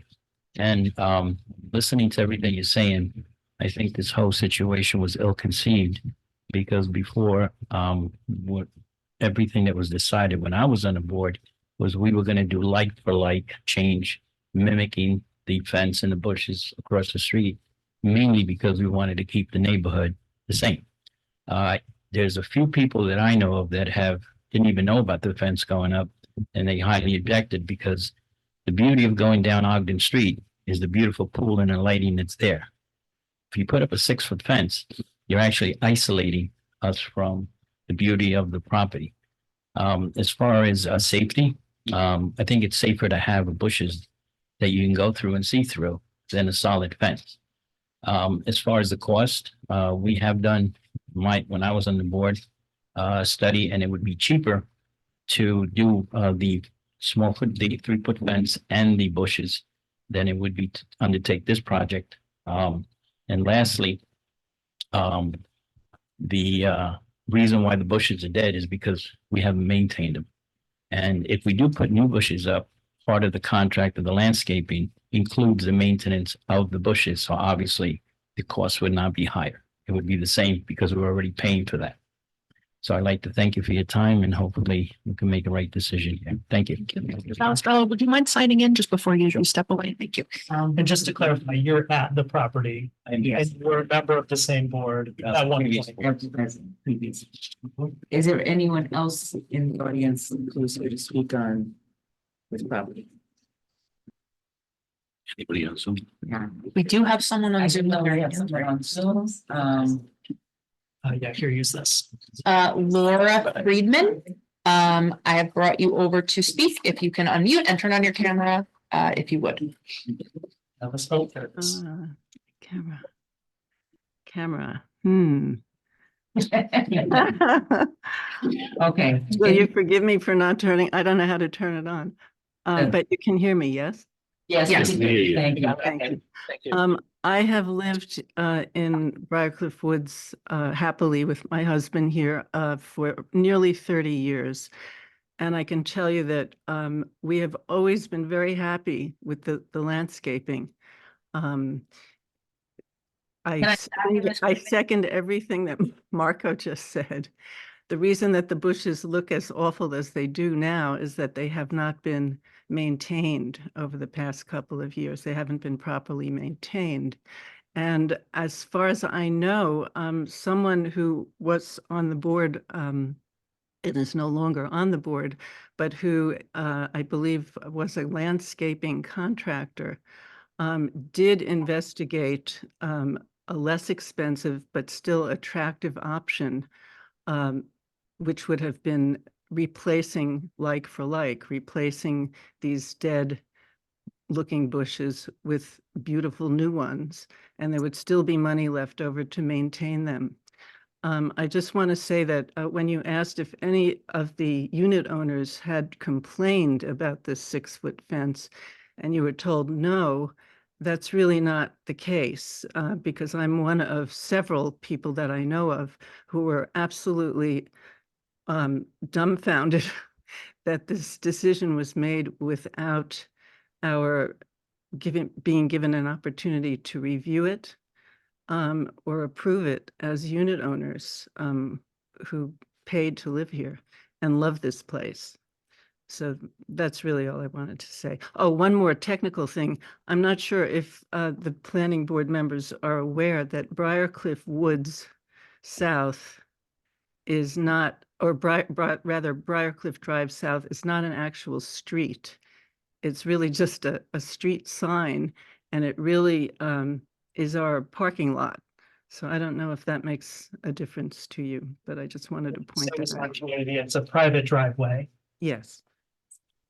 Laura, would you be so kind as to share your residential address, please? 7 Briarcliff Drive South, apartment 7 or unit 77. Thank you. Thank you. Thanks for the opportunity.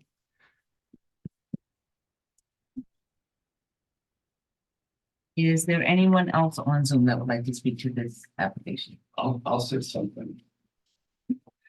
John Gettinger of Gettinger, Waldinger and Monteleone. I actually represent the condominium. Just to the point, the board is elected to make these decisions. The unit owners don't have to be consulted. They have to go with the decision of the board that they elected. So it's not one of these factors, and it's not going to change anybody's mind. But if the board submitted a plan that you would approve, those last couple of comments from the homeowners wouldn't make a difference. No, but what you would say is if they did agree with you, you would point out that they agreed with you and why they did. No. So legally, yeah. I'm just pointing out this law. I'm not a Of course, they're not here representing, speaking. homeowners association law. He's saying, That they wouldn't make a decision on what application, and they're not even supposed to be criticizing their own application. It should be the neighborhood. So I just needed to point that out. That's not in the thing as a determining factor that I hope it would have been, but from our end of the bucket, because we, this is open to the public does have the ability to speak as citizens. So absolutely we can't. But if that had been a deciding factor, which it isn't, I if it had been. I think you know that at least with 2 of us, based on the application as presented and the questions we asked, we had already decided what our vote was going to be prior to that. Yeah, but I still wanted to clarify that point. So this definitely didn't swing me one way. Yeah, which shouldn't swing you at all, this particular point. Understood. It's a total red herring, and It's really up to us to listen to the public's concerns. Yeah, That's no, why we have an open hearing.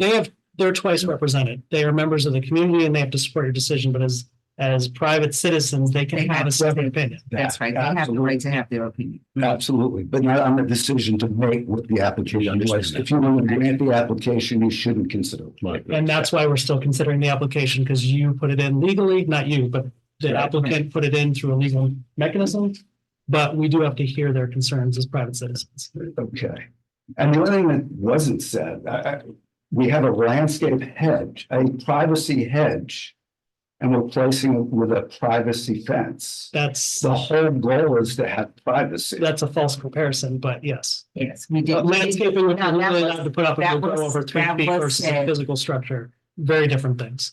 Right. No, that was said repeatedly that it was a privacy fence and that the hedges at one time were complete privacy. Exactly. And the whole goal was to preserve it and make the decision that was the best for the community. But that I think, and again, I'm going to go back to the fact that the concern that really rests with this board is that there is an alternative that is legally accessible to you without having to come to us. And I think that that's where our, But I don't know that the 3-foot fence provides the privacy that. The privacy is not something we can consider by law as the thing that makes this, an up or down vote.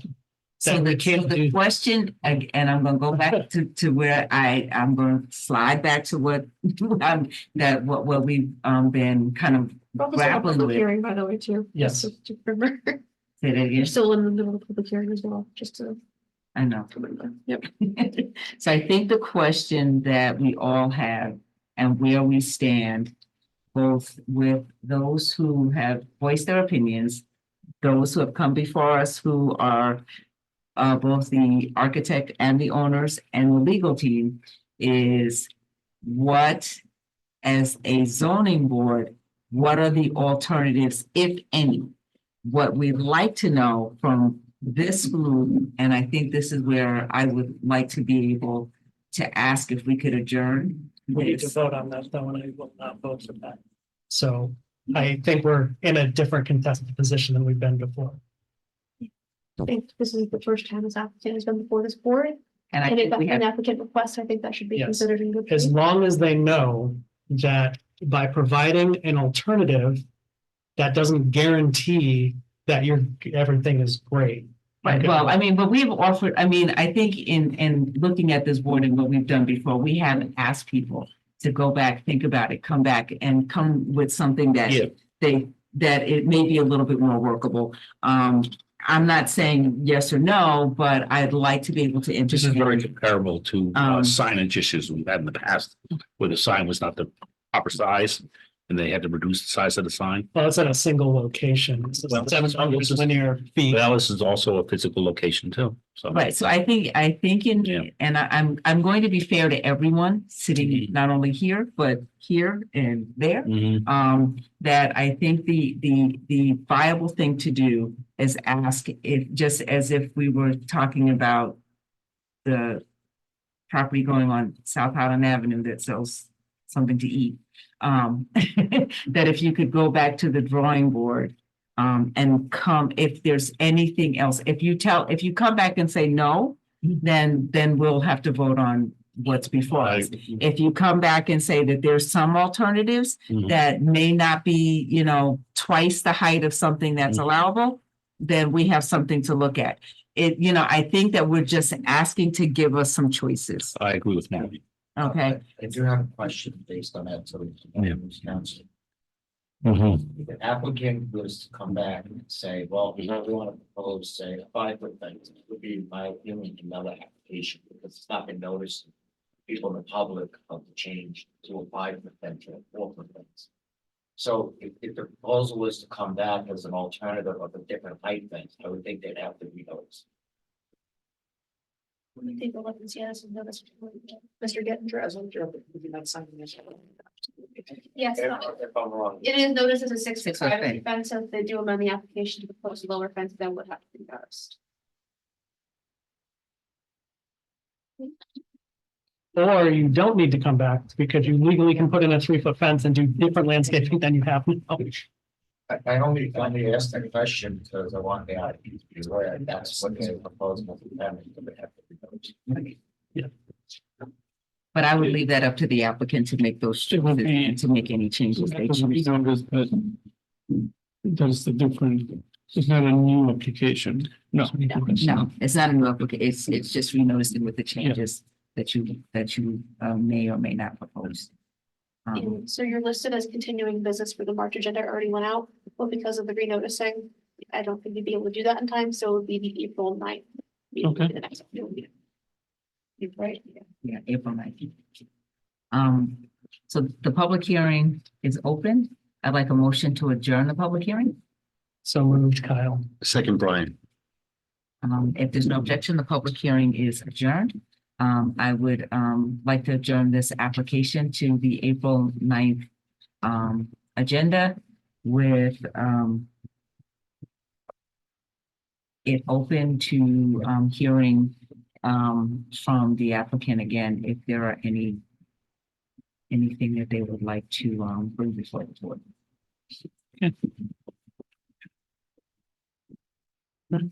Trying to be fair to everybody. 2 wins and 1 tie. That's where you are. tonight. Is there anything else, Davey? Next one. 6 Rockledge. Oh, bring back Dudley's. We try. On the agenda next is ZBA 03-2024, 6 Rockledge Avenue. The applicant is seeking a parking variance to convert former restaurant into a single family residence. Okay, so 6 Rockledge, it used to be a restaurant. And those names, the Greek Tavern, Dudley's, it's in an S50 zoning district. So it was an existing non-conforming use. As the time went by and the business was abandoned or closed, it did lose the non-conforming use. And it reverted to a residential use, which is that one family residential use. So if you go back, I don't know if that's the first picture. The plans. All right. So what we're proposing to do architecturally is basically we're removing an area in the back that used to be, it was added as part of the restaurant use. So we're taking that out to kind of bring back some of the backyard for the residents. We have been in front of the historical commission and we get a certificate of appropriateness. So they, historically, they have no issue with what we're trying to do with the residents. However, given the fact that this goes back to being a residence, now that has triggered the necessity for 2 parking spaces, which we don't have.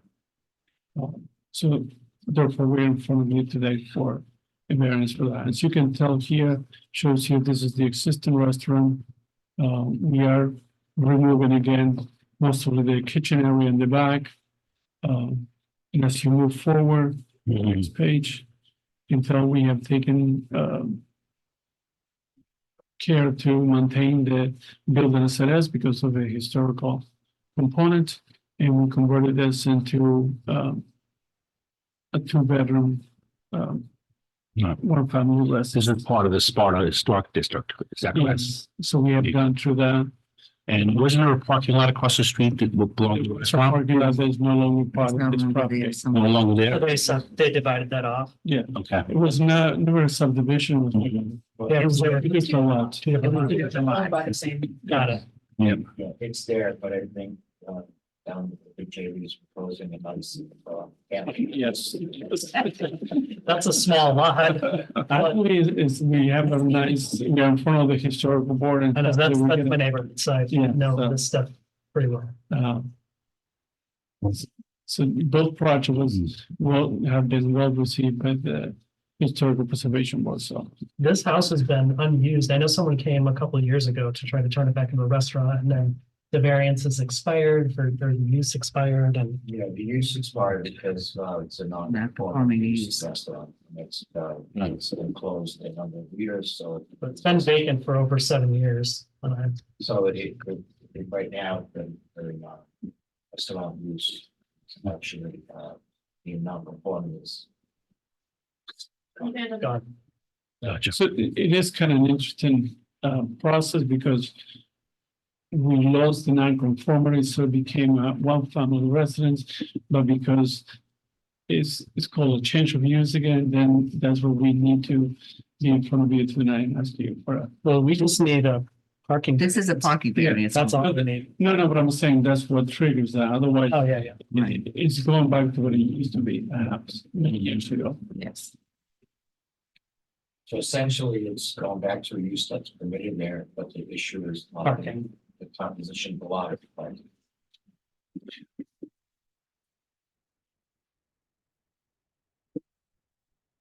So what is the parking situation on the street there? There's sometimes spots available. Yeah, I was gonna say, there's some spots in front of the building at times, or down the street, or, Yes, It's Or- there, and then some people have to park around the corner on, I forget the name of it. Whatever that road Is it Liberty? Yeah. Liberty Yeah. Street, yeah. And then rarely do people park on the one that goes uphill, but those usually have spots available. But there definitely is no parking at the building itself. There is, Mhm. I think there's space for a bicycle And what are we looking for? 2 spaces? too. Well, my only question is, in terms of feasible alternative, is you're removing what I think is the kitchen, that like commercial kitchen part of it in the back, yeah. in the back. Is that not enough space for a single parking spot? No, because No. we're not moving that portion. There's no way to get back there. Yeah.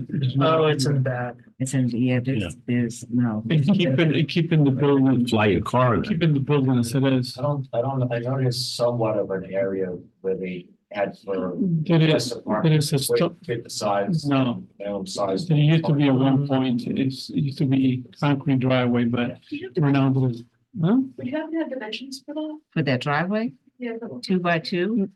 I think No, the driveway, no, there's also a,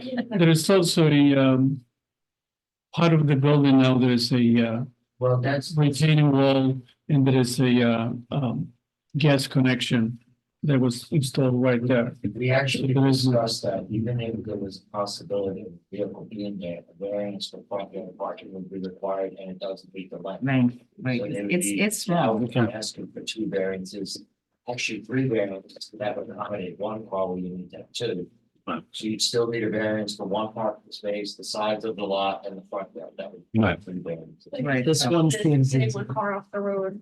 No, it would not. That's what No. the board to consider. No, not at that spot. I mean, I wouldn't even consider that because it is so tiny that I don't even think you can fit a meter There's- in that there's- spot. The house on the corner doesn't have parking, but they own that house and the house next to it, so they use the other house's parking. It's just, they're very skinny lots. That was part of the discussion and presented to what the fact. Like we had 1 variance for 2 parking spaces. Would not be able to provide 1 or 3 variances, they're another option. I'm sorry, I don't know if you have an aerial view, you can see there is a, very large gas meter. That's what that's protecting right now. And also the other consideration is even if you were to use that spot there, you'd have to use an on the street parking, so that that's the other. Yeah. This one seems easy to me. Kyle, every time you say that. If it's easy, it's easy.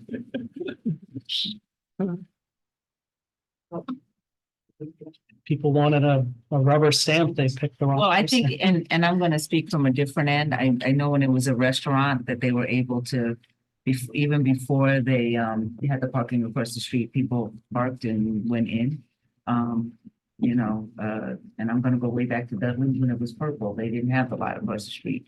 So people did find parking and they found it wherever and they went in and used it and to now have a home that will have 2 permanent spots. Right. They'll just find it where they find it, but there usually is some type of open parking along the road, down the street, around.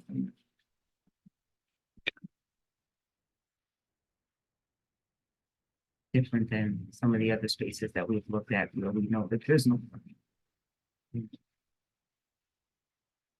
Okay, if there's no other questions from the board, I entertain a motion to open the public hearing. So moved, Brian. Seconded, Mike. Looking at me. No, look at my. Oh, okay. I thought I did something wrong for a second. Sorry. Okay. What did I do? Is there a second? I Did get a seconded it, yeah. Okay, if there's no objection, the public hearing is now open. Is there anyone here in the audience to speak on this project? And is there anyone on Zoom to speak on this project? Hearing and seeing none, may I entertain a motion to close the public hearing? So moved, Brian. Seconded, Mike.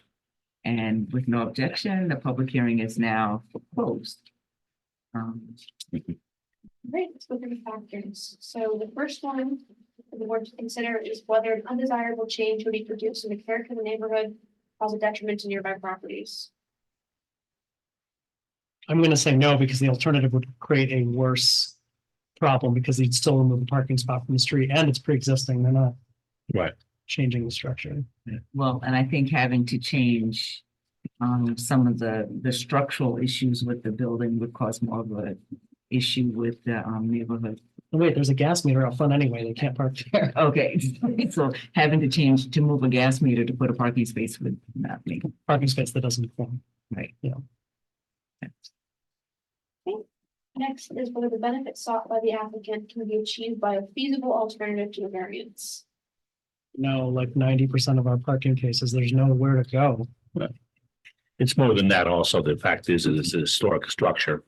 And you can't start moving walls and, resetting it in different locations and things of that sort. They can lift it up and put a parking garage and then. And as we discussed, creating an off-street parking would actually trigger more variances. Yes. So the next factor is whether the requested variance is substantial. Numerically, yes. Impact, no. Yeah, it's 100%. Yeah, but So yes and no. I'm gonna say no. You're gonna say yes, we're gonna say no, but we're gonna agree to this. And the next factor is whether the variance would have an adverse impact on physical or environmental conditions in the neighborhood. No, it's the same as it was before, minus, it's not a business anymore, so they don't need that additional parking. Right. And actually, it would be less parking now that it is a single family home as it would versus it being a restaurant. Yeah. When there was, constant traffic and more. Okay. Use more of the parking use. Okay, and the final factor is whether the alleged difficulty was self-created. This application, No, no. historic district, lot size, pre-existing footprint. No, we have to remember houses back then were not built to have Cars. These are your 5 factors, and the board has to balance all of that and make a decision. Okay, and looking at the balancing of the 5 factors, it is at this time that we would look to approve the parking parking waiver. Parking variance. Variance, okay. Mhm. 2 spaces for 6 Rockledge, ZBA. You can see 03/2024. Okay. We have both. Oh, Our motion. so moved, Kyle. Second, Brian. That roll call. Yep. Okay. Brian Granoff, Yes. Kyle Abrizek, Yes. Michael Spall, Yes. Gary Cheatham. Yes, Thanks for your patience. This is the impact as this has but been. once again, do not do anything until you get the paperwork from Joe. Thank you. Thank you. You don't call me if you get For a few minutes. Are you here for the next one? No, he's gone. Shall I think, yeah. 3 after the. Every agenda. Is he from Bel Air? Can we just do him that? I got one order.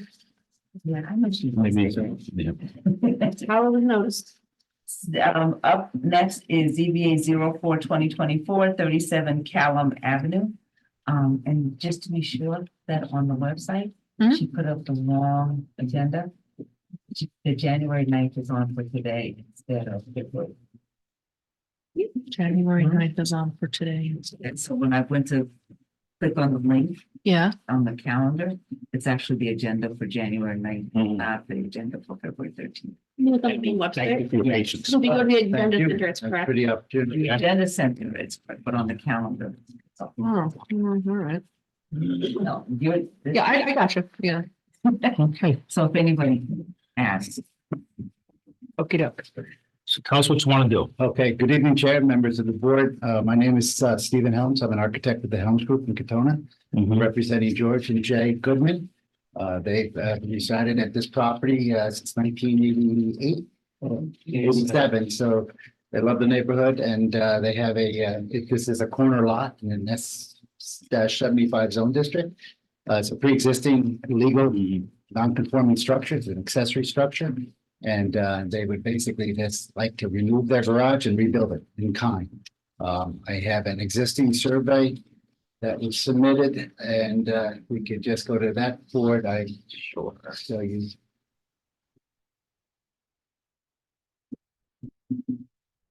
Okay, this board here should have been submitted this drawing here. So Yeah, you have that. we've got. Fantastic. Okay, drawing number one is the existing, shows the house and the garage in the back.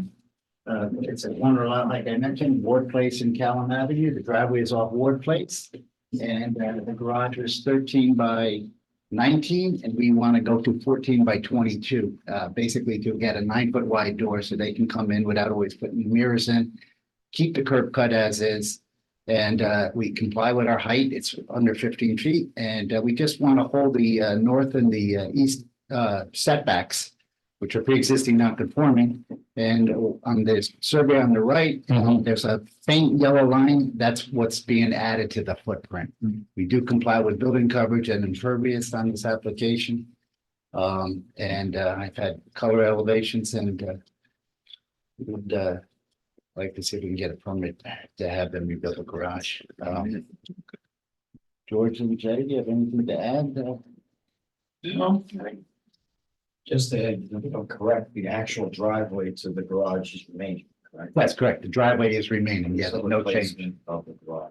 Yeah. They already have one there now. Is not in good structural condition, but they're replacing with a big one. And there was 2 emails. I'm not sure if they were submitted to the town, but from the neighbors, immediate neighbors that have no objection to this, I can submit that for the record. Neighbor to the north and neighbor to the east. Both have no objection to the granting of the variance. Yeah, and probably correct, I believe the current structure doesn't meet those setbacks. Current structure, that is correct. I think for an accessory structure, It's 5 feet off the side. right.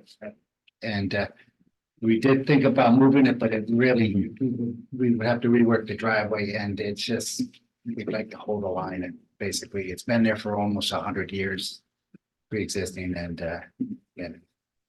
I have a photograph of the current condition of the garage, which is pretty sad. Yeah. This needs to be replaced.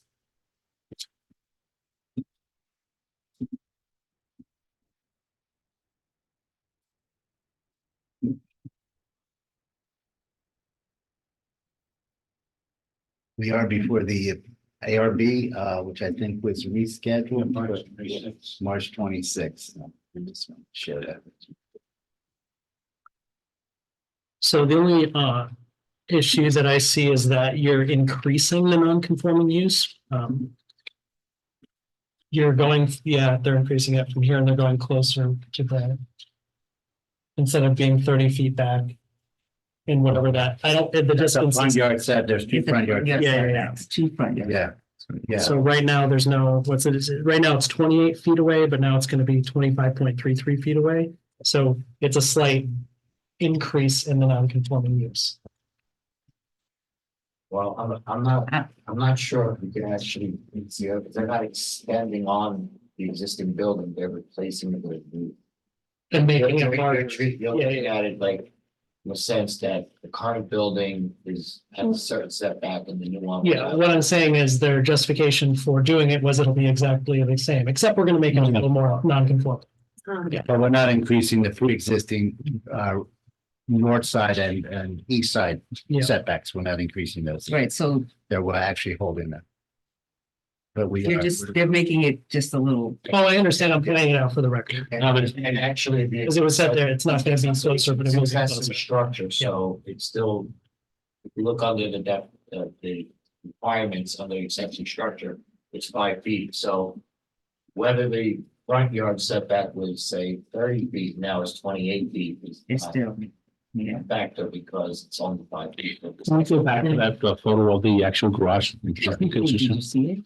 Yeah, on the left-hand side of the photograph, is that the side yard variance that you're gonna be, That's this, that's the, but you're not gonna go over the neighbor's property line to the left then, are you? no.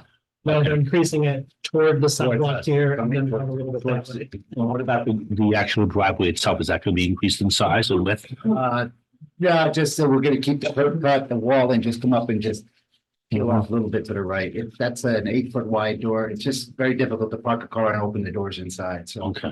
that's why we wanted. Cars haven't changed in the past 100 Yeah. years. It's 13, 14 feet wide, so it's a minimum enlargement. And actually, That picture parking is space size, you require that parking spaces be like 9 by 18. Yeah.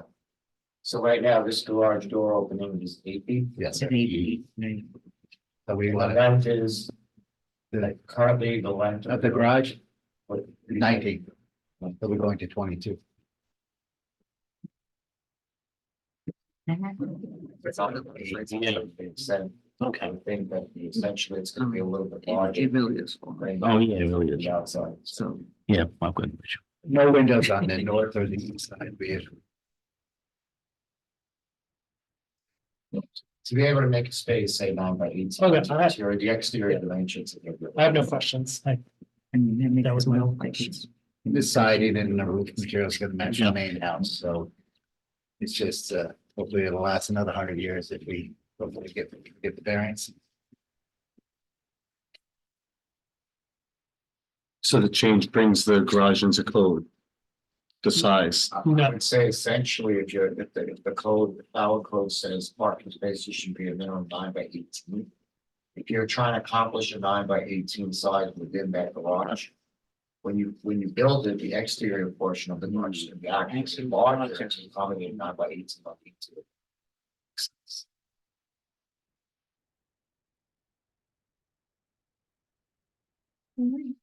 I did go through the 5 points on my cover letter that was submitted. I don't know if I need to. Some things are simple, some things are not simple. so at this point, I'd like to entertain a motion to open the public hearing. So moved. Second, Brian. If there's no objection, the public hearing is now open. Is there anybody in the audience to speak on this one? Nope, I got a note. Is there anybody on Zoom to speak on this project? No, seeing none, may I have a motion to close the public hearing? So moved, Brian. Second in Mike. If there's no objection, the public hearing is now closed. All right. So I will two factors. So the first one for the board to consider is whether an undesirable change will be produced in the character of the neighborhood or cause a detriment on nearby properties. No, it's an improvement from pre-existing what it is right now. Yeah, no, I agree with Kyle. The next is whether the benefit sought by the applicant can be achieved by a feasible alternative to the variance. No. It's, It says a straight. they would have to do major movements to make it. It would still have a front yard setback issue. It wouldn't reduce the variance, which is just one variance. The next factor is whether the requested variance is substantial. Actually, for once, no. No, actually, yeah, it's like less than 2 feet on the both side yards and the rear yard is minimal to what's already there, so. Okay. And then Would the variance have an adverse impact on the physical or environmental conditions in the neighborhood? I think. I think the current structure has an adverse effect on the environmental and physical characteristics of the neighborhood. So no, I think the neighbors would be very, very. And then, same things. and finally, whether the alleged difficulty was self-created. No. No. Um, Depends on how long they've lived there with this garage. I would say, The age of the current one. Yeah. Is really not the fault of. No, it's not their fault. But You having gone through your factors, the board has to make its decision. So based on the factors, it is, I think, the decision of the board to approve the application for ZBA 04-2024 for the both the side yard and rear yard setbacks as proposed. so move to approve, Kyle. Second, Brian. All right. Let's go in a different order. Michael Small, Yes. Kyle Abarizik, Yes. Brian Granoff. Yes. And Chair Cheatham. Yes. And once again, do not do anything until you get a notice from. We still have to go to about A or B. Thank you, Chair. Approval. Yeah. Thank you guys for your time. Thank you. Have a good day. Thank you. Thank you for your patience. Best of luck.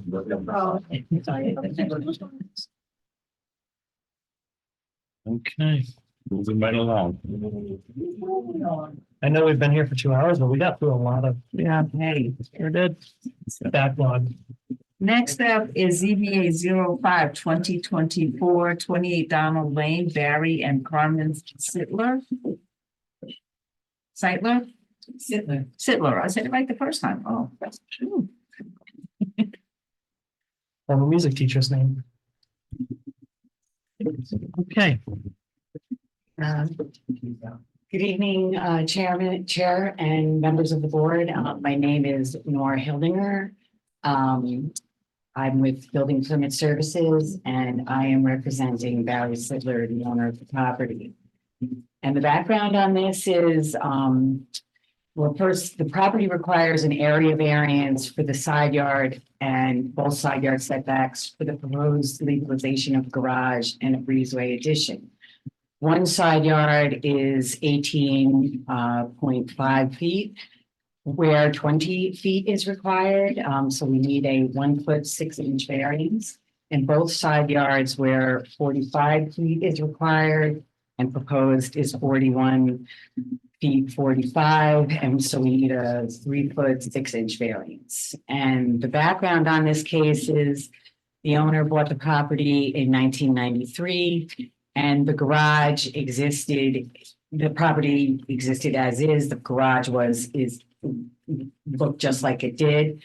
And the garage in question existed at the time of purchase exactly as you see it today, and now it's 30 years later.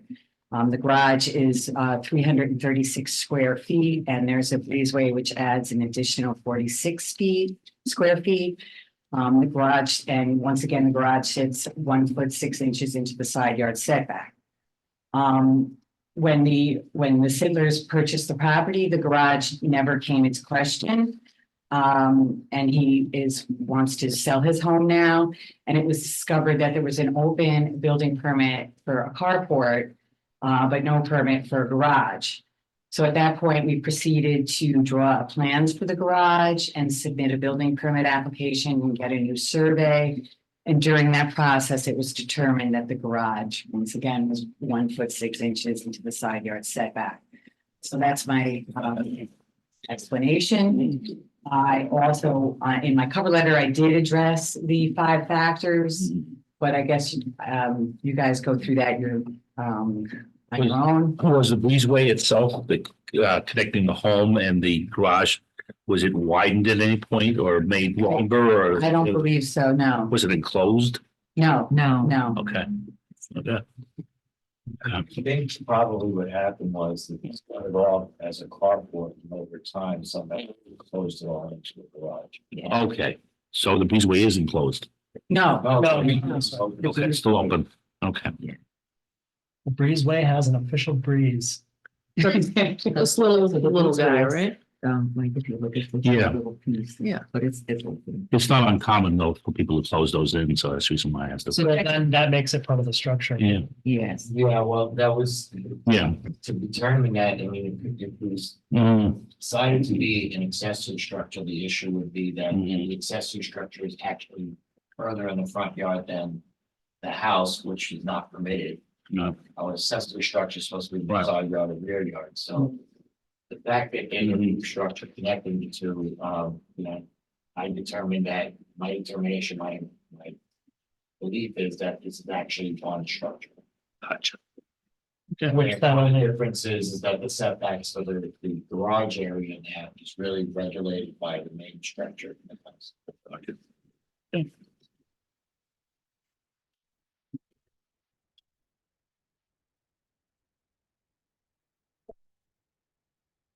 I've got no questions. Okay, are there any other questions? No, I've got no questions. Okay, so technically you're not doing any construction, you're just asking for legalization of what already exists. Exactly. Exactly. So we're actually looking for 1 6-inch variance and. Well, these are small considering. Yeah. And a one side yard is 1.1 foot 6-inch variance. And both side yards is 3 feet 6 inches. Am I correct? 1 foot 6 inch and 3 foot 6 inch. That's right. Okay.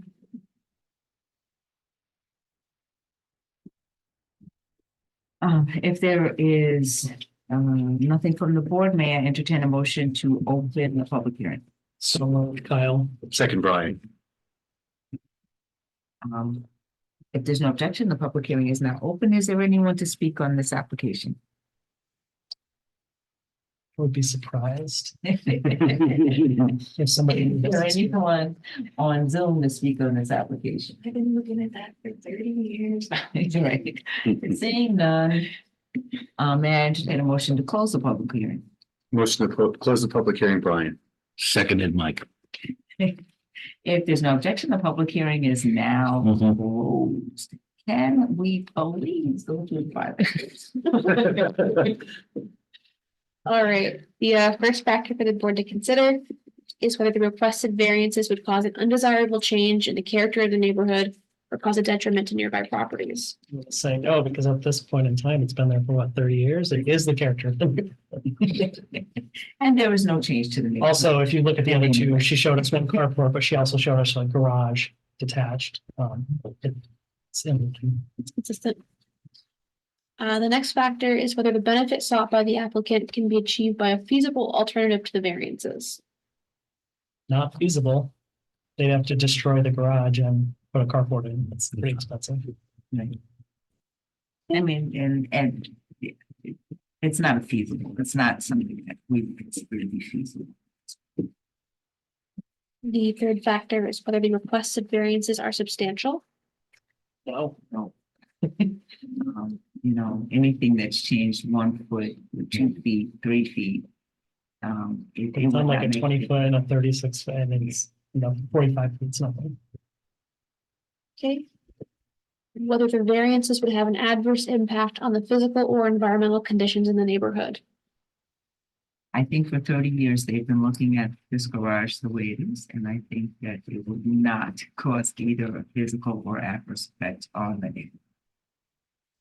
I agree. Okay. And finally, whether the alleged difficulty was self-created. Somebody somewhere will. But not the current applicant. And even though we don't always agree with that, this is like. I'm not gonna. Yes. Having done your deliberations, it's time for you guys to make a decision. So after doing our deliberations, it is the thought of the board that we would approve this application at 28 Donald Lane, GBA 05-2024. Is there a motion?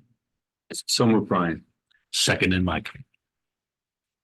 Okay, roll call. Kyle Abarizik, Yes. Michael Spall, Yes. Brian Grana, Yes. and Chair Cheatham. Yes. And once again, don't, well, you don't have to do anything. Congrats, you're almost legal. You're not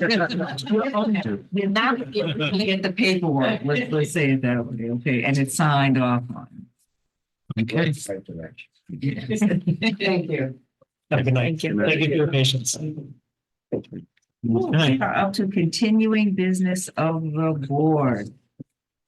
Welcome back. 24, I have work at 11, so. 142, 144 South Highland Avenue. Right. Welcome back. Hi, how Back, are you? yep. I just want to make sure that my engineer. Anthony, right? Anthony is- Yeah, I saw him. I saw him. you can, I guess promote him. Yep, He's there. he's there. Okay. He's on his way. All right, good evening. I'll try to be brief. I've submitted a letter on October 18, 2023. We've been here before. There are 3 variances that we're seeking for signs. The principal facade, we need a sign variance of 2.26 square feet. The second facade is on the pickup window. And that requires a variance of 38.755 square feet. Of that, 74.63 that we're requesting, 48.32 square feet is painted.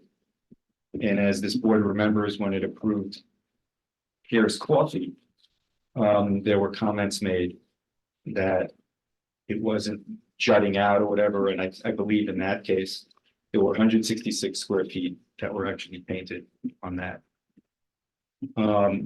The reason, on the second facade, if you're driving north on South Highland, that's really gonna be, if you're driving north, that's really going to be the side that you're going to see, because you're not going to see the principal facade unless you're there. So it's necessary to have that size so people could see it. Now, we're also seeking a sign on the third facade. The third facade is if you're driving south on South Highland, that's the side that you would see. It's the side that's by the parking lot. So what we did is we took off Love That Chicken. And the only thing that would be on that side, the third facade, is 10.02 square feet, which is just the chicken medallion of the Popeyes. So it's the 3 signs. The principal facade is minuscule or 2.26 square feet. The second facade, while it is 38.75 square feet that was needed, 48.32 square feet is painted. And on both of them, on the side facades, they're really necessary.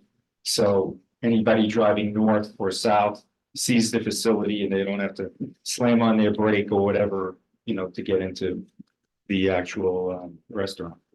Mr. Davis, would you just mind giving your name and affiliation for the record again, please? Clifford Davis, Thank you. 200 Mamaroneck Avenue, Suite 602, White Plains, New York. I'm counsel for the Popeyes application. Thank you, sir. This was before us before, right? And the issue really was in the last meeting whether or not there was a third sign was allowed. Is that the Third issue? side and the size. I don't think And we the have a problem size. with Third. the size as much as we did with the third side. Yeah. Okay. Well, initially on the third facade, it was 123.16 square feet. We took everything off and the only thing that is gonna remain is that medallion, which is 10.02. Would that be an elevated sign that would be on a pole or? No, it's right on the. Okay, so on the well, facade. okay, gotcha. Right. So this will allow people that are traveling south on Route 9 to be able to see. Right, so That so there's so a they know chicken with Popeyes, Okay. because they're not gonna be able to see the principal facade until they're there. And this is what's painted? I think that's not really a logo, that's really just like a door. I think there might be. Those are like shutters. Shutters. Okay. That's our Anthony Stankinelli, our engineer. They're just shutters. So that's not a logo or anything, but that's just an abstract design. It's the chicken's tail. No, Okay. They actually have a green, just a plain green shutter too that they're considering. The same color green is the front there. Just to clarify, the variance request still is having signage on 3 facades. Yes. And in some of the facades, the size of the signage is still exceeding the Yes, limits. yes. I was probably the one that was. I don't think you forgot. I was most vehemently opposed to the third side, but I think your compromise, in my personal opinion, is sufficient. For me, just me. I agree with Kyle. I think that the reduction on the third side heading south on Route 9 to 10.02 10.02 square feet. 02 square feet is a reasonable accommodation. To be confused with ADA recent. Again, like the board will recall that red It was big. facade had that big Mm-hmm. of that chicken. Right, and that was taken. But we're also setting a precedence that if like someone else comes in front of us and wants a third side on their third side, then this has to be considered. That was the consideration. I believe the discussion was that they wanted people to see signage either coming southbound and north on Highland Avenue. Right. And the alternative will be said is some businesses put a freestanding 2-sided sign, and that's how it's seen, rather than having to do 2 sides. But that's a consideration of the board to determine if you want sides, or in most cases, businesses put a sign that's 2-sided, so you do see it on north and south. I guess my only question is if the application is approved as is tonight, can they later without a variance put up a 2-sided sign? You can put up a freestanding sign, there's regulations to height it and square footage as well. But they could also put that type of sign, they can propose that, they can meet within the regulations of the signs. So to satisfy all of the questions we had without necessarily setting a precedent that's wide ranging, could we put on a condition that states that in this case, in permitting a third side, they cannot put up a freestanding sign As well. as well? Anthony, you want to address that? So I think the So question. that was a question if we can legally put that. Well, I'd like the engineer, so just address that. Without us waiving that condition. Yeah, no, I don't have permission to waive that condition. You know, the architect, a lot of these, they do put up, freestanding signs. It's usually a separate application as of right. I don't think that would be an appropriate condition for the board to make. So there's a feasible alternative to the third side. Which is Sign. not doing. Is what they're. Yeah, But exactly. I think that would be a question that we would have to think, through, that there is a feasible alternative to. I guess, yeah, what I just got from that is not only will you have the 3 sides and we're setting that precedent, however small in that district, but later without even having to come here because it's as of right, you can just put up a 2-sided sign also. One of my suspicions about not putting the 2-sided sign up in this application is it would be 2-sided sign, 3 sides of the building. Whoa, that looks like a lot. They're not going to approve that. But if you can do the sign anyway, why grant 3 sides and have you do a sign when you want to in the future? That's why I suggest the condition.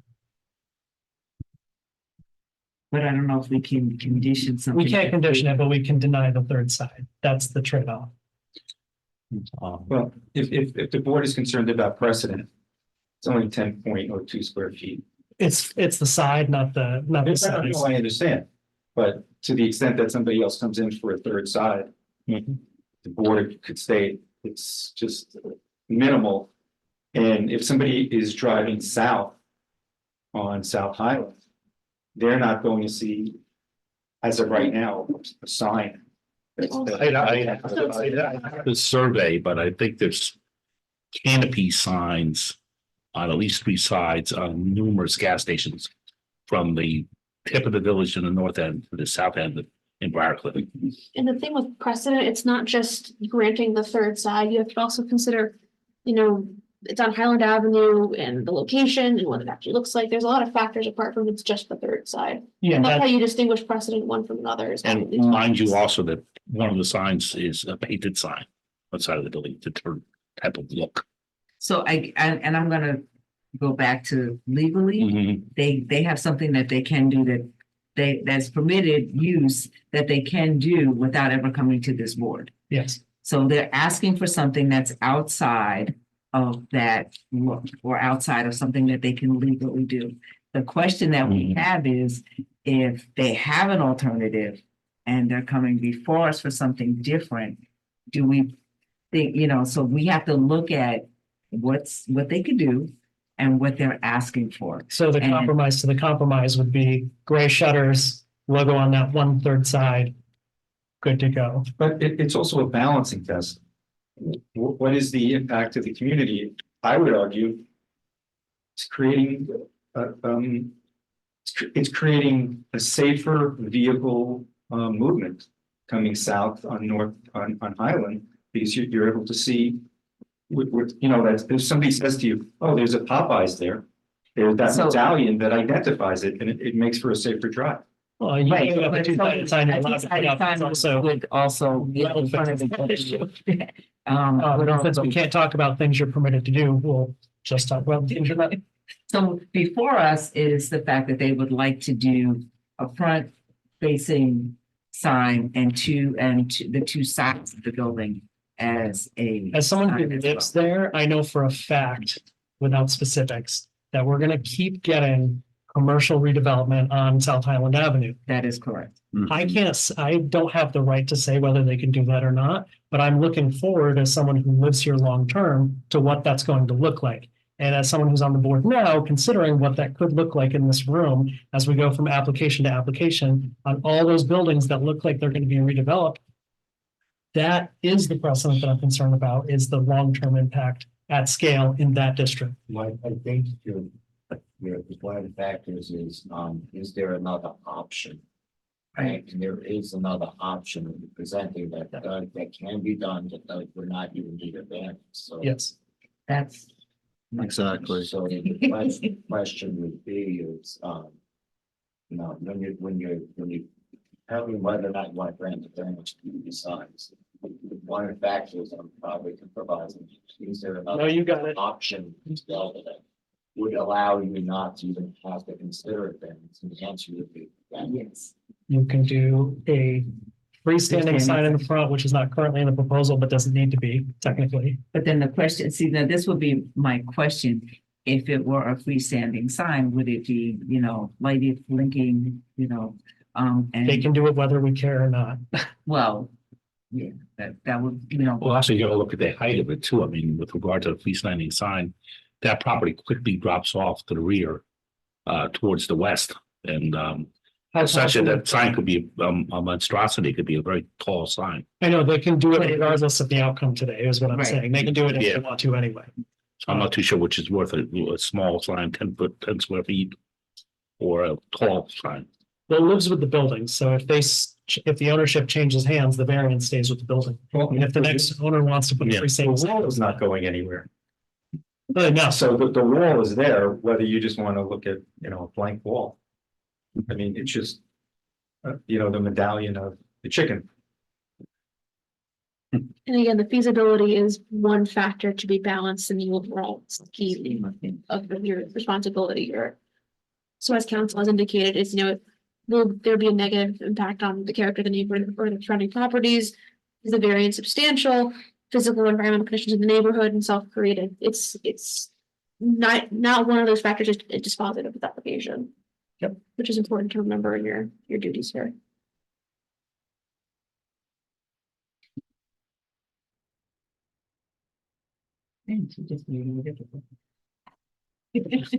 No, I mean, the options, if you go into zoning club on the signs, there's projecting signs that are permitted, there's freestanding signs that are permitted. I guess the proximity of the building to the roadway, because I don't know. You know, if somebody had a projecting sign off the building, that's gonna be two-sided, would be feasible, but I would say a freestanding sign that tells you that as long as you have a building that's, I think, 15 feet from the street. You can have one single freestanding sign not greater than 25 square feet in the C district or 40 square feet in all other districts. Identifying the business located wherein, and the height maximum to be 25 feet. The projecting sign. The projecting sign would be like if Coming you off the had building. something coming off the building projected out. You have a sign hanging, be it by. Not literally like. Projecting off. So if we grant this either way, they could still put a 40-foot sign.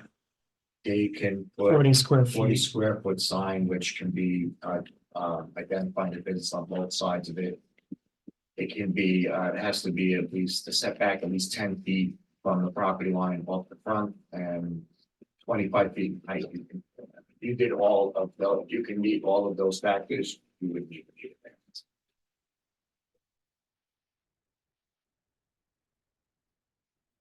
But we shouldn't be penalized because there is something in the code that permits my client to do something as a right. But that's not being penalized, No, that is. no, what I'm saying is the 5 factors should still apply.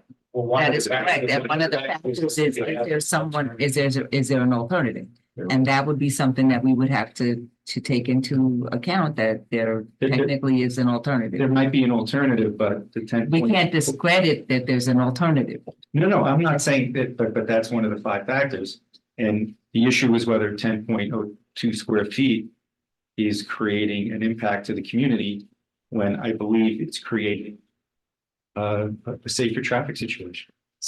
I mean, That it's identifying that there is a restaurant. But wouldn't the 25-foot sign do the same thing and that's within code? so once a quarter, I go to those Westchester Municipal Planning Federation where they discuss area and use variance cases in Westchester County and in New York State. And the number of times that undesirable change to the character of the neighborhood has come up, where the court has sided with the board on these things, the argument doesn't stand. I don't know what the rest of the board is thinking. I barely know what I'm thinking on this because I want it to be over with. But I'm also still trying to think of the future of the decisions in that zone. But I guess the question really is 10.3 square feet going to cause an undesirable change in the character of the neighborhood? Precedent falls into that. That's what I was going to say. But the judge has addressed that that the precedent setting of a third side being used regardless of the square footage that appears there, 1 square feet, 100 square feet, setting that precedent can be considered an undesirable change to the character of the neighborhood because they're looking toward the future, not just the With present. regarding precedent before the zoning board of appeals, it's all fact driven. So, unless it's the exact same set of facts, and you can rely on counsel, it would not be setting any precedent. Well, we have an existing structure. But, okay, so I'm just gonna Go ahead. piggyback because one of their arguments was another building that we allowed to have us. Yeah, they're using Here Coffee and Beer, which is in a different district than the opposite side of Ossining. And the last time I complained about them using it, you disagreed with me. No, the reason why I raised it. Pushing precedent though, is that? No, the reason why I raised Here's Coffee, because of the size of the variance and also the fact that it was painted on the wall. And this board, specifically made mention of it in its decision. In that district for a single owned mom and pop location, not a national chain that has brand recognition, whether there's a sign out front or not. But again, in that instance, it's actually on 2 sides of the building and not 3. and not. No, three. the issue with the painted is not coming up with the third side. Right, So our problem but is not with the size, it's with the third side. It's with the third Forget the side. size. Right, and in that district, and in that area, there was no way they could put up a freestanding sign that, Because it'd have to be in the road. it would be in the, right, because of the topography or the way the The building the situated building on the was lot. situated and the ability to have parking and there There's no were- sidewalk there on the road. Right, The so- old building is right on the road. So there was no, so that did not fit in that instance. But it was also something that was able to identify with the least impact on the neighborhood.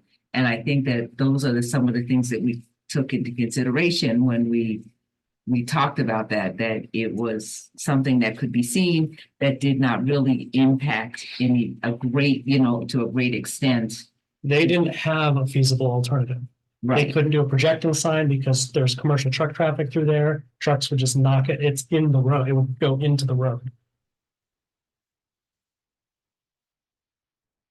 Anyway, I don't have any more questions.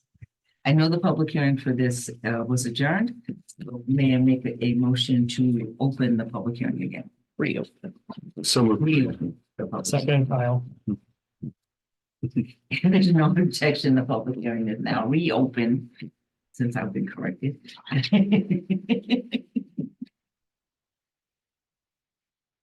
Is there anyone here to speak on this? Is there anyone on Zoom? I don't think so. I don't think there's anybody left. One person, no hand, but No hands up. Okay, if there's no one to speak on this, may I have a motion to, and I believe at this point, we are going to close the public hearing. Are we ready to discuss this through the factors? Yes, yes. So we have a motion to close the public hearing. May I have, So moved, Kyle. Second, Brian. if there's no objection, the public hearing is now closed. Like 19 Camp Woods, we're just gonna go variance by variance for all 5 factors. So the first factor for the board to consider is whether an undesirable change would be produced in the character of the neighborhood or detriment to nearby properties. So let's take the third side first.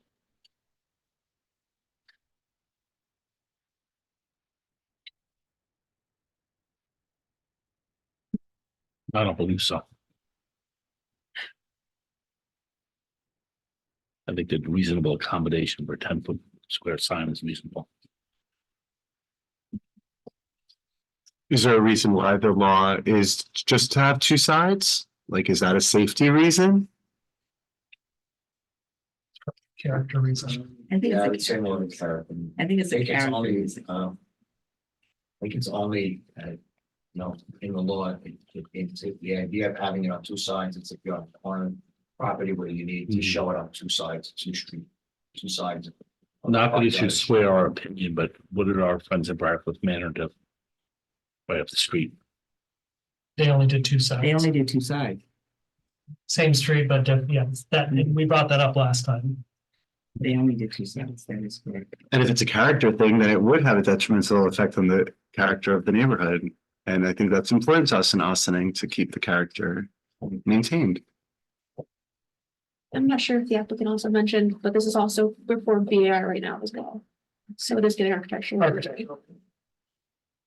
The notwithstanding, unless we're postponing, which we can't because we closed the public hearing. Yeah. I just wanted to point that out. Yeah. We've disagreed with other boards before too. So I guess I know we're in the middle of this, so I guess we. Because I would have to also ask if the VAR chose to do something different. Would they override? Yeah. Not that it should be important to our decisions, because it certainly is not part of the board's decision. But I did want to point out that 2 businesses have already closed down in that building already. Only 1 remains, and I don't like to see vacant buildings in my village. No, we understand that. I mean, I don't think this building's But gonna be this- vacant either. If Popeyes is looking to franchise location, they've done market research, or the franchisee has done market research to determine this is a profitable right, location. so I mean, at this point, we are really just talking about the signage, so the rest of Okay. what happens. I know we have to go through the 5 factors and we're doing it, but both together and then individually. But I want to be, because we have to vote, we're already on that train. I will just be honest with the board and tell you that I have no problems with anything in the application except for the 3rd side. And that's what we will justify, what I'm going to justify. Mm-hmm. I agree. The same way. Okay, The problem with that, if we are aware, if it's a split decision, what happens? The motion doesn't carry, but then what happens?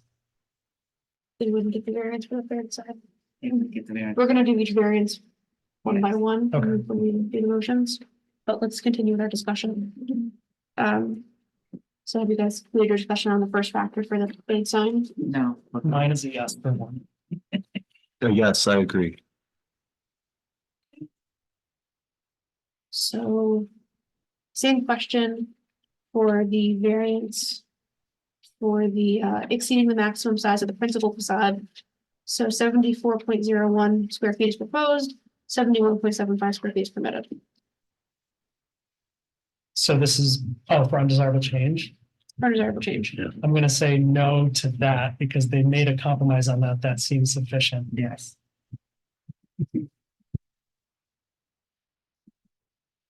Okay, and then the next, the same question for exceeding the maximum size for the secondary facade. So it's 74.63 square feet proposed, and then it's 35.875 square feet permitted. I'm also gonna say no undesirable change. I'm gonna do that. I would agree. I'm having trouble with that double negatives. I I think know. about that. So the next factor for the board to consider is whether the benefit sought by the applicant can be achieved by a feasible alternative to the variance. So we'll take the third side first. Yes, and put up a freestanding sign. One of the issues they addressed, which I don't personally think is relevant, but if we want to make that point moot and say safety is relevant, they can put up a double-sided sign, freestanding or projected from the building in the front, which solves that issue. By right. I think from an aesthetics point of view, it's better to have a smaller sign, as you head south versus a popsicle sign with two sides. But for benefit achieved by some other method, aesthetics have no bearing. As much as I can like or dislike something all I want, legally, aesthetics don't come in. I think the only question that I would have, and we did not look into this totally, is actually how much square footage they have in the front of the building that would accommodate a freestanding sign. We did not really discuss that at length, so I know that, you know, we were given the dimensions, or we were told what the code says, so. Yeah, 10 feet. It looks like they have a lot more than 10 feet. So if they can't do a freestanding, they can do a projecting sign in the front of the building. But that was not part of ours. We discussed it. It is a feasible alternative is what I'm saying. They can do it and they don't need permission to do it. That's feasible. It's legal. And I'm not saying that we, you know, that there is no other alternative, because I believe that there is another alternative. So I think that is something that needs to be. So double check, there is indeed enough space for that tall double-sided sign in the front, in their front yard. They don't have all their measurements on here unless this. Yeah. And I would say the square footage you can control, height they can control. But you just have to be 10 feet from the street. I mean, we don't have the exact measurements, but. It looks like- Yeah. Got it. Thank you. Okay, so whether the benefits offered the applicant can be achieved by a feasible alternative other than the variance for exceeding the maximum size for the principal facade sign. I'm gonna say yes, but they made an attempt to compromise on that because there are other buildings that have two sides in a commercial district that we made that accommodation for.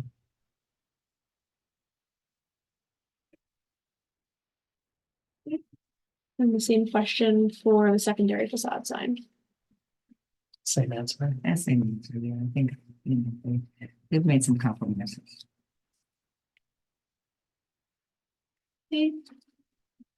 The third factor is whether the requested variance is substantial. So for the third side,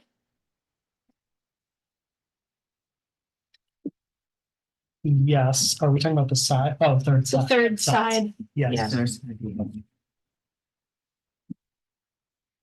It's like 33% more than what they're allowed. I don't know if that's the right number I'm putting, but I think that is Well, significant. they're allowed two sides, so it'd be 50%. 50% even more. In terms of, it's the 10.02 square foot sign on the third facade. That's relevant to your decision in determining the substantiality of the variance. Not necessarily, it's allowing a third side is a separate thing from whatever size the thing is. But you have to consider the application as presented to you.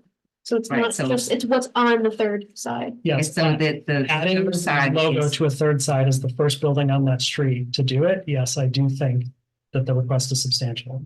So adding a 10-foot sign on the third side is the question. So is that, are we considering that to be substantial, 10 feet on sign on the side of the building?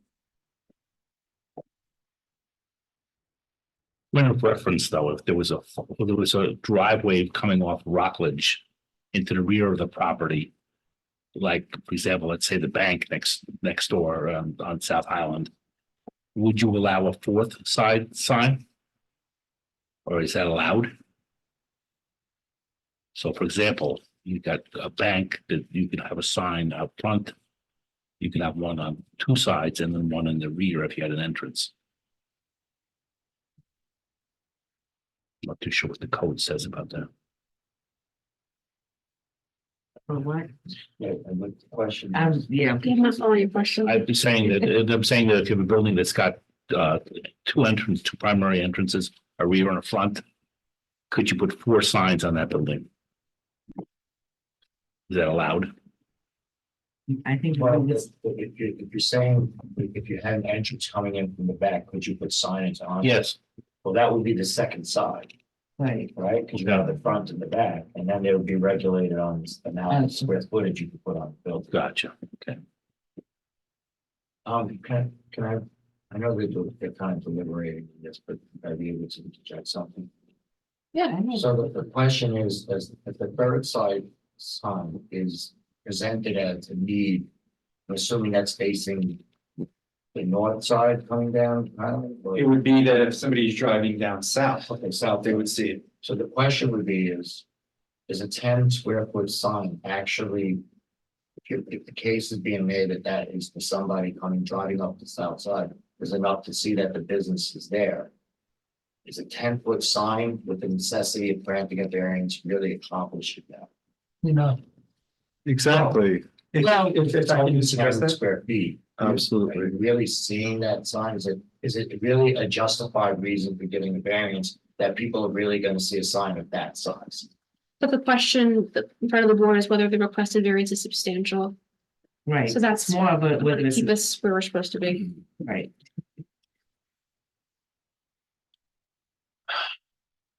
I I think don't, in this, and I'm gonna back into this the other way.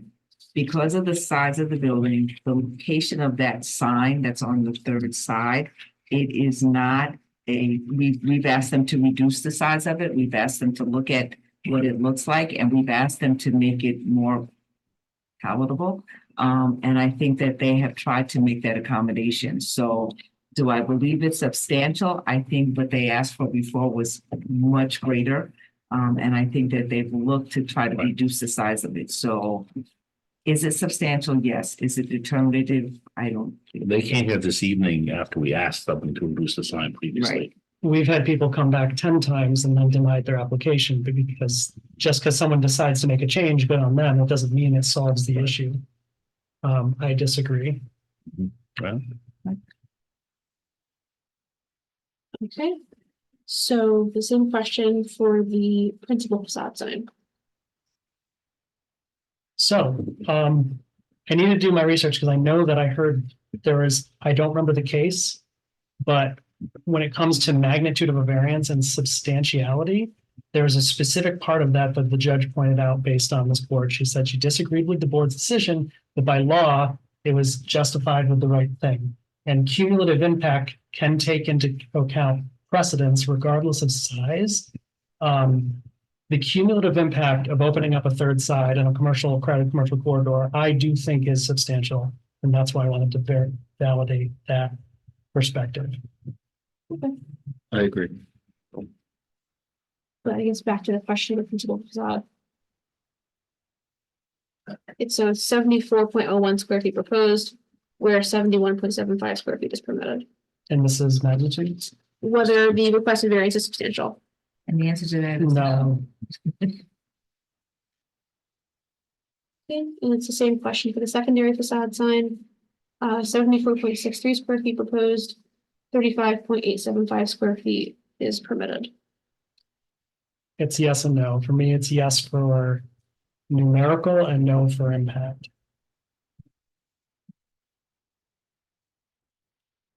So it gets a 0.5. Okay, so the next factor is whether the requested variance would have an adverse impact on the physical or environmental conditions in the neighborhood. So for the third side, I don't think there's any proof that it'll have environmental, but there is that it will have physical characteristic negative impacts on the community. It will be the first. that's more of a contemplation for the first factor, for the character of the neighborhood. right. This is really the physical conditions of the neighborhood, environmentally. A little more tangible, I guess is the right way to say it. So I would say no. Again, you know, there is a very large building with I'm gonna say a 10-foot sign that may or may not. I think that it's small in comparison to the rest of the remaining of the building. And again, if we're looking at, kind of keeping it clean and neat. And they changed the shutters, we haven't.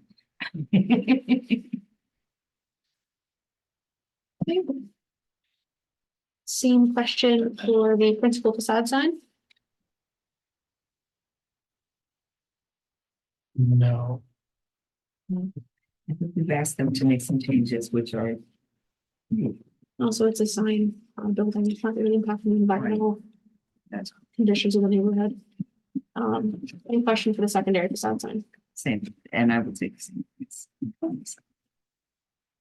So the fifth factor for the board to consider is whether the alleged difficulty was self-created, and finding of self-created difficulty is not dispositive of the board's analysis. So for the third, facade, Yes. Yes. They do not. I don't think it's 100%. The only way to do something is to have that third sign. So is it self-created? If to accomplish the goal of branding, there is an additional opportunity. If it's for safety, there's an alternative. So I think the difficulty is self-created. Agreed. And I know it's not determinative. the same question for the principal facade sign. Yes. Yes. Because you can technically just change the size of the logo, but it's not determinative. Okay, and then finally, the secondary facade sign. Yes. Yes. For the same thing. Okay, so the board has deliberated all the 5 factors. So it's time for you to make a decision on the 3 variances in front of you. Good luck, Maureen. I know, I don't know. We have to vote on each. We're gonna do each individually. Do you want to do the maybe easier one first? Yes. So let's do the principal facade sign first. Okay. Let me look. I believe after going through all the 5 factors with the principal facade side, I believe that after reviewing the factors, that would be approved. I didn't see anybody jumping up and down. So may I have a motion to approve the principal sign with the variances as mentioned? So moved, Kyle. Second, Brian. Okay, roll call, Brian Granoff, Yes. Kyle Aberizic, Yes. Michael Spall, Yes. Chair Cheatham. Yes. Okay, so we're gonna do a secondary facade sign. And I also believe that the secondary facade sign after going through the 5 factors, would be, approved, as noted, with the variances in question. Yes. May I have a motion? Motion, so moved, Brian. Second, Kyle. Okay, roll call, Michael Spall, Yes. Kyle Aberezek, Yes. Brian Grana, Yes. Chair Cheatham. Yes. Okay, last but certainly not least. The third facade. Um.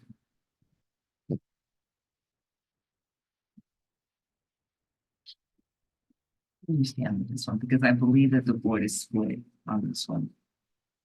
So you can make a motion to approve and whether the motion does or does not carry.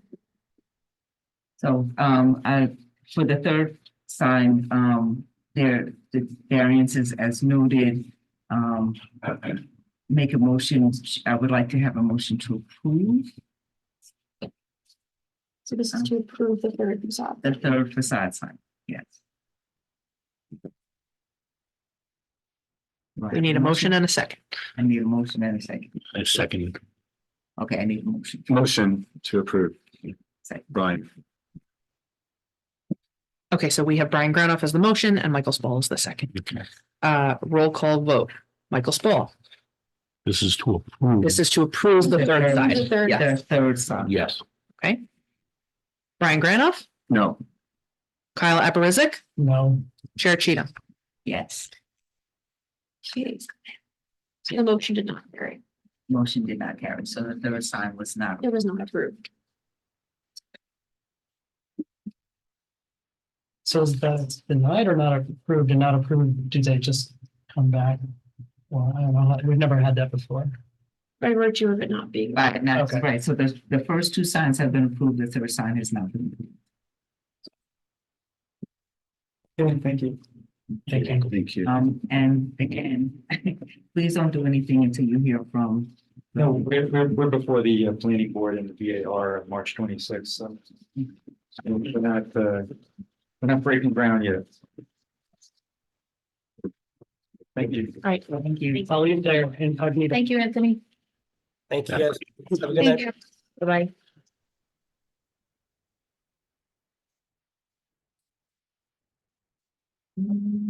Last but not least, our agenda for today is ZBA 25-2022, 32 Bell Avenue.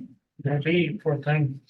This is one we've seen before too, right? Yes. Several times, yes. I smell another no vote. Okay, so.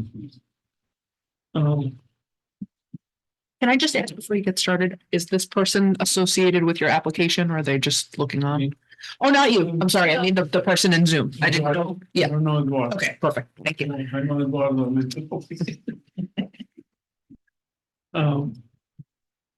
Do we want to find out what, if he's here for something special? Maybe just Sounds- listening. Yeah. If you want to chime in during the public notice, says part of it, then maybe it's just that I just want to make sure that they were on for tonight for something else. Would you like to ask? I would. Okay. Eduardo, I'm gonna allow you to talk. If you can unmute and the chair has asked if you're here on a particular agenda item. No, I just, I'm the jeweler here in 144 South Highland Avenue, and I was just trying to listen to what's going on with the building. Okay, you're very welcome to do that. We just wanted to make sure we hadn't missed you. No, I didn't want to say anything, I just listen. Okay. By the way, we had 2 tenants in this building. With Gil, the electrician and me. I stand corrected then. Okay, It's okay. Thank you. Have a good night. thank you, I'm everyone. gonna move you back over. No need to leave though. Oh, that's okay. I gotta go home. Have a good night. Thank you. Thank you. Aye. Yeah, I just wanted to make sure we didn't miss. Understood. Okay, ZBA 2022 32 Bell Avenue. Guess who's back before us again? Hello, JB. Jimmy Hernandez. You now know it's not personally. This project, like, it's been in front of the board a few times. Originally, about a year and a half ago, we're in front of you, we were proposing a larger version of this project, which is an enlargement of an pre-existing non-conforming structure. We did review with the board and we did listen to your concerns, and we did reduce and make the changes following some of the concerns and advices from the board. We did reduce the size of the enlargement of the building. So this is a snack shop that it was originally approved in 1981. It used to be the. Go to the next, sorry. No. Yeah, that's that. So originally, this is in a residential zone, and this was a mechanic shop, and there used to be a house towards the rear of Bell Avenue, which was used by the mechanic as a storage. And then 31 got variance and planning board approval. And part of that was to remove the second dwelling and have the mechanic shop stay or concentrate on the small building. There used to be some, the approval actually was for more, a larger gas station than there is now. There were more units approved.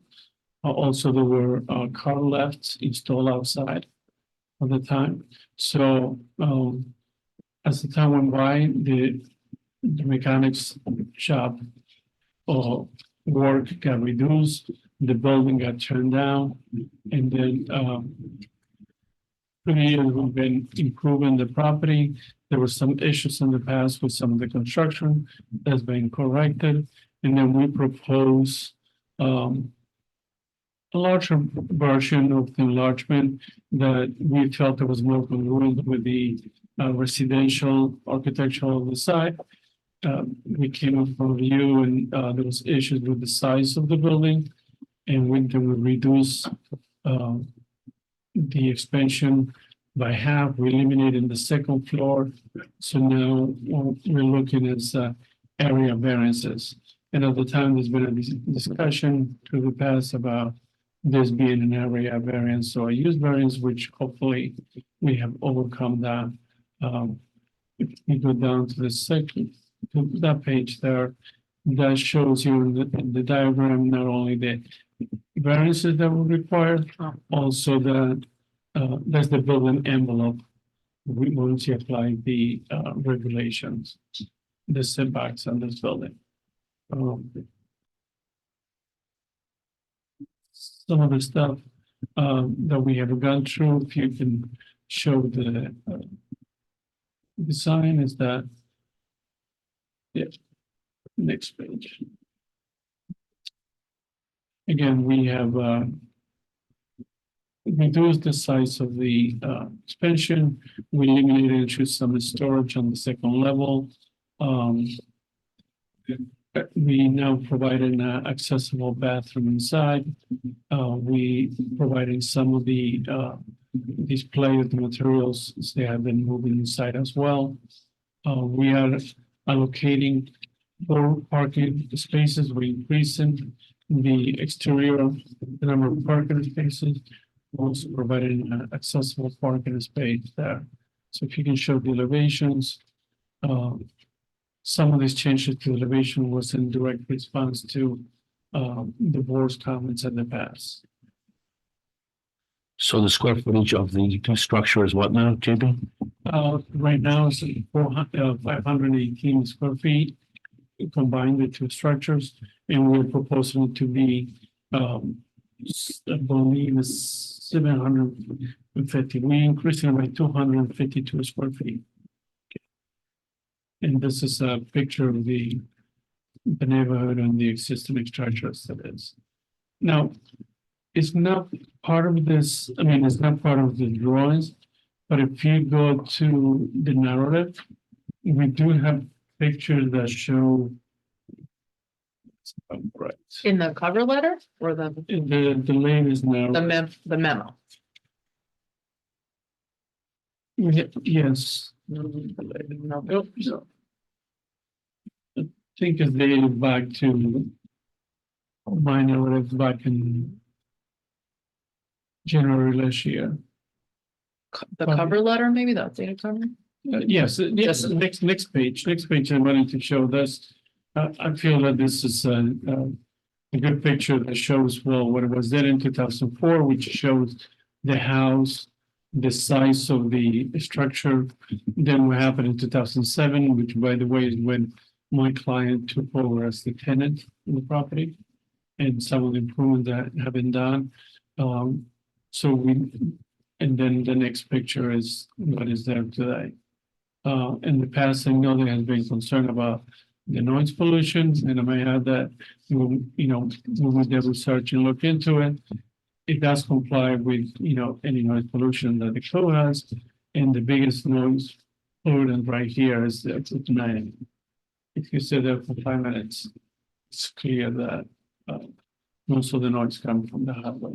I didn't see a study in here. Did you provide that evidence? I did make a note about the, I didn't provide a study, but we did provide a note to think that.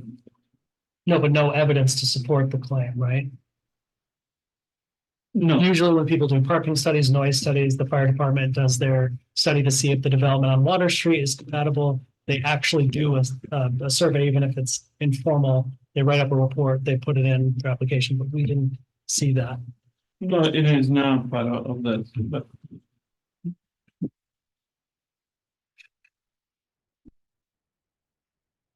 So this is tough. I want to give you guys a fair shot, which is why I'm going to do this before we reopen the public hearing, but I am going to submit into the record and read now a prepared statement on this application.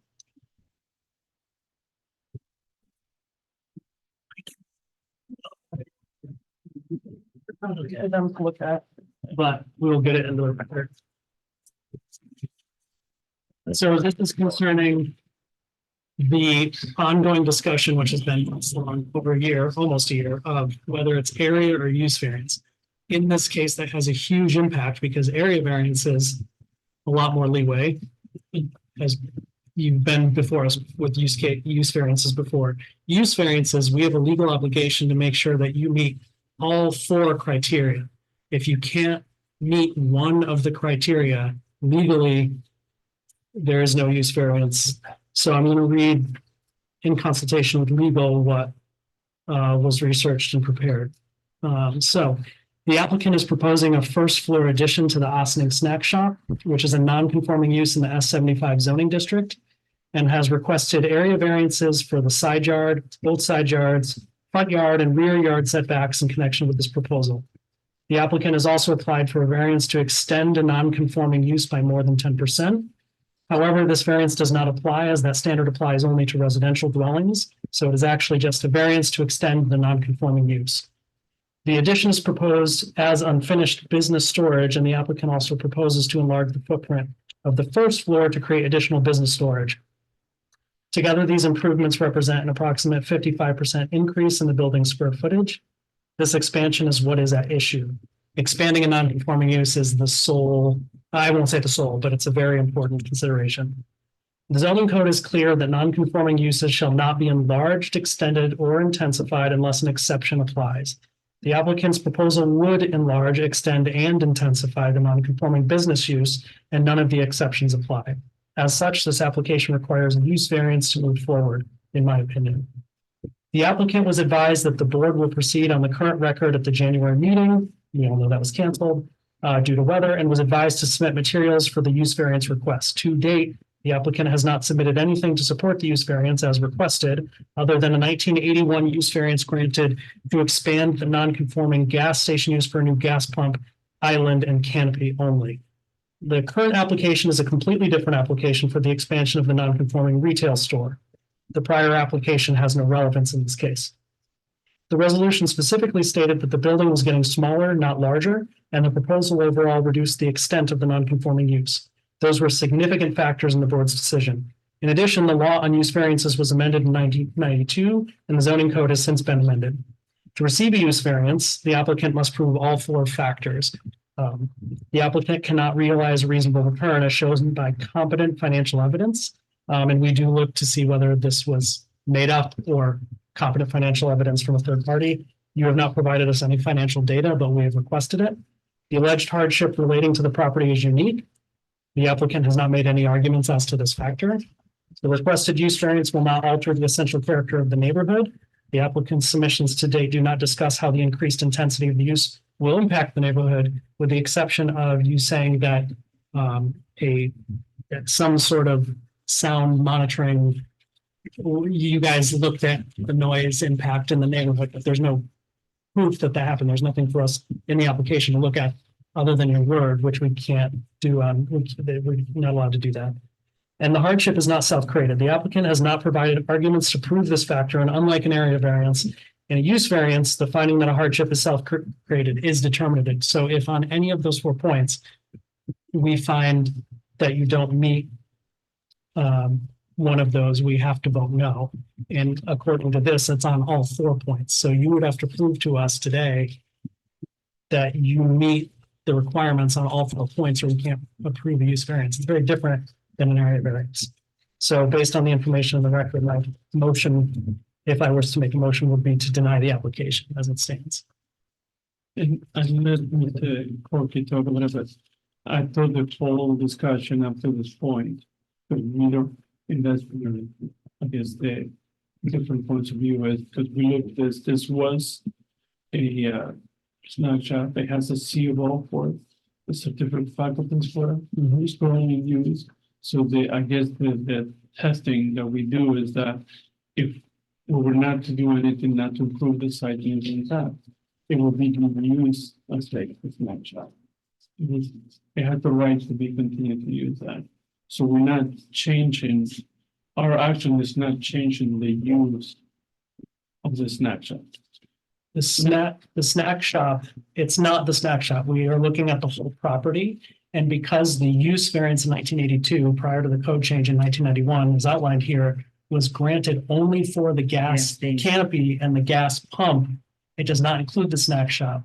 So to further expand a non-conforming use, you need a use variance for that. This is a use variance request. It's not the continuation of the non-conforming use. It's the addition that would expand the non-conforming use.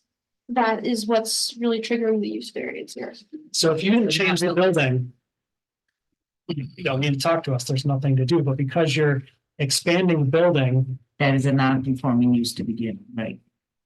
that's non-conforming. You're expanding the non-conforming use. So yes, it was a snack shop. There's a snack shop in a building that's already built, was built before the codes were changed, and now you're changing the building. The new codes apply. Even the noticing of this variance has been noticed as a area variance. It's been noticed also as non-conforming use expansion, correct? Yes. Yeah. Yes. And that's outlined in the agenda as well. But It's been noticed as a variance for extending a non-conforming use. It's more than 10. No, for a proposed first floor addition.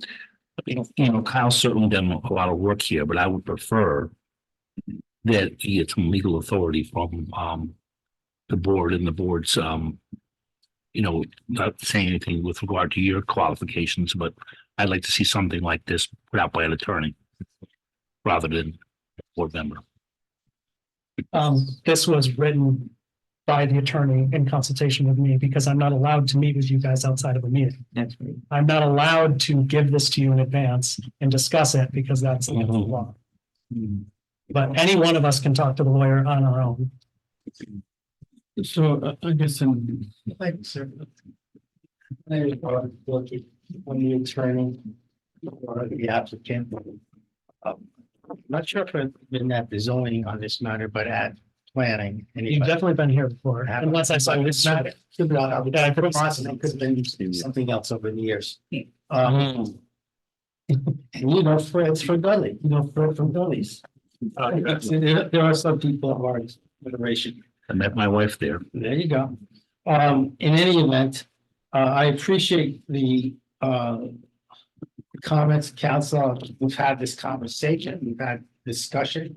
I didn't know that there was an opinion rendered or finalized by council. The council can't make an opinion, that's Well, why, you know, but I know it's opinion in a way that I would be able to, that I know what the opinion of council is on this matter. There's been discussion, but not finalized. Yeah. And if there's a written report, I always like to have the opportunity to review it and to be able to respond to it.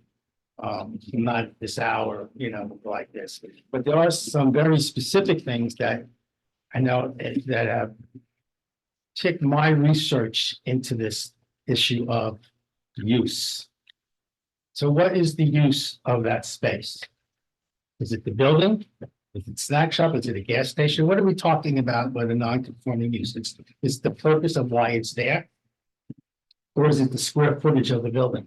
So That, to me, I'm saying raising. So it's I'm just raising. it's a residential district, right? That's right. So no changes to it, nothing we can do, but now you're in a residential district. And you're building in effect a new building by expanding its perimeter. See, your definition of use, I'm not gonna. It's not exclusive.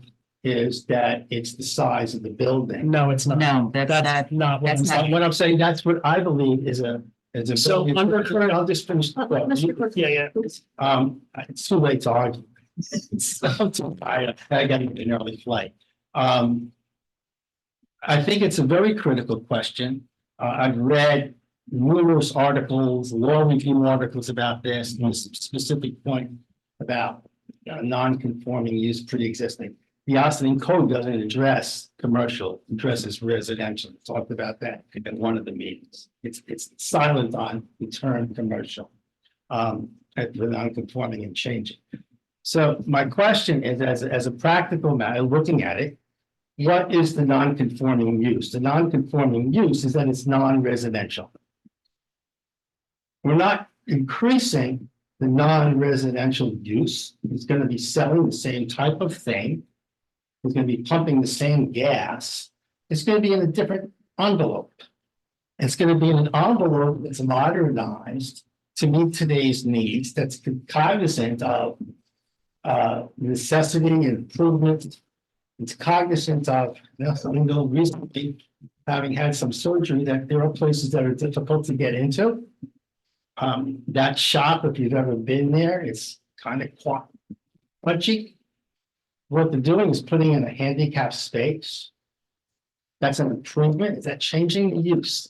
I'm not sure about if that's changing. You do not need the extension of. Let me just finish. That's what I'm saying. Basis, so you can proceed on that, but it's the second floor addition that's an issue here. Yeah, but no, it's because we're talking about a change in use. What I'm talking about, is there a change? We're not But that's talking not about triggered by the change handicap spot. It's an expansion of use.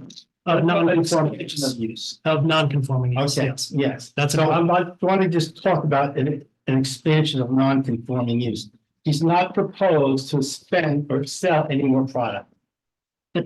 He's repeatedly saying. But we can't predict the future, we just, yeah. We have to, if I could just finish, all right, it's late, I'm not gonna take much more time, believe me. But to put in a handicap bathroom, is that expanding non-conforming use? Is that the intent? To have a handicap parking space, is that expanding non-conforming use? Or is that adjusting an existing usage, non-conforming use, to more modern standards and appreciation? That location is the gateway to Ossining from that direction, both from 133 and from and 9A. That's the first commercial thing that you see coming in from that direction. What is he doing? Well, I'll make that look nicer. He's not changing the use. It's going to look better. It's a more presentable presentation of Ossining. I know from listening to you tonight, you're concerned about how Ossining is viewed. Here's something that's going to look a heck of a lot nicer than this building that's been bandied about for 100 years. And he's not proposing expanding the usage, decreasing the size of the building. So that's a very clear, I think, distinction in terms of the usage. I disagree with the. You can disagree, yeah, but you're right, obviously. My opinion is different. What I would like to do, since there is a written response, to have the opportunity to respond to the written response. So my question is, in lieu of giving you that opportunity, why is that proof that we need to make a decision, not conjecture, not opinion, not somebody saying something's been done? We need the 4 things we requested months ago. Financial data to prove that there's no feasible alternative to, to using the property as a residential property. So It's when not residential. it's in a residential Okay. district. So in cases where Camp Woods Road, there have been 2 properties that have split residential and commercial use in a residential district, whatever the situations are. We have had to show that the cost burden was too much to convert it back to residential once they blew past non-conforming use. We're treating you the same as we treat all of the. But other you made the subdivisions. opinion that this proposal is a use variance and it's not a area variance? So I think. I haven't seen that. I haven't seen a piece of paper that supports that. It says it in here. It says use variance. In what was. Correct, in terms of, I think because it's supported at the last meeting. Argued the fact that this was not a use variance and that he was going to bring in previous case law that supported that. It's posted as an area variance right here. Correct. Because it stands. And a variance for extending a non-conforming use for a proposed first floor addition. The use has always been there. It's area and use. Doesn't say that in the agenda. Originally, it was noticed as expanding a non-conforming use more than 10%. The 10% standard applies only to residential. There is no analogous 10% standard for non-conforming uses. And there's case law supporting the notion that an expansion of non-conforming use can properly be treated by the zoning board as a use variance. So then I think, and once again, the time is late and we can go around in circles. To again be fair, because we are really pressing the issue about the non-conforming use on this evening. We have seen what, the board members have brought to light. And I think after talking to land use council and to our building department, we have asked for information for the use variance, because again, we have to look at both. It is both an area variance and it is a non-conforming use that you're asking us to enlarge. Okay, because I don't care what you call it, you're asking us to take a non-conforming use and consider it bigger, or, to use it to change what it is currently. If it were the same footprint in the same place at the same time, we wouldn't be here. But you're asking for a change. But I believe, if I'm correct, is the stance of the village is that this is use variance. And Mr. Clarkey stated that he did not believe that this was a use variance. And we've given the opportunity to him was to provide enough case law to make his case that he does not have to apply for use variance. And I don't believe that any of that documentation is submitted. Just That's points from made last time. Yeah. This is not the first time here. For the point of clarification, the issue is the expansion of the non-conforming use. It's really the second floor addition that would provide additional storage for the non-conforming retail business that essentially adds a 55% or so increase in the floor area, or the size of the business. I think that was the original proposal. The proposal now is not to create a second floor. Yeah, there is no second floor now. It's the first floor. We're going from 518 to And that's 750. it's still the 51% If increase there's still an to expansion, create then not. additional floor area, so the storage we brought inside, you're still increasing the intensity of the use because you're permitting more storage. Something that is in a. You're putting more retail, not more storage. More- Different. Storage is Permitting large. versus retail. It says to accommodate and or eliminate outdoor display. regardless of storage or use or selling or buying or whatever they're going to do, they're asking us to increase the building of a non-conforming use.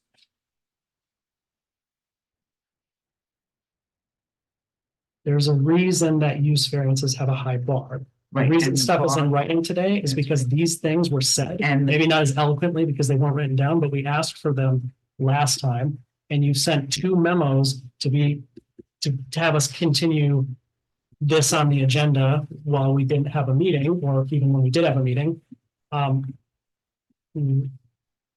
Your alternative, if you're talking about ADA compliance, you widen the door to an ADA compliant doorway, you put a handicap parking spot in, that's ADA compliant. You don't need permission from us to do that. Retrofitting the building with a new ceiling and redoing the walls because you think it's not looking great. Also by right, you can do that.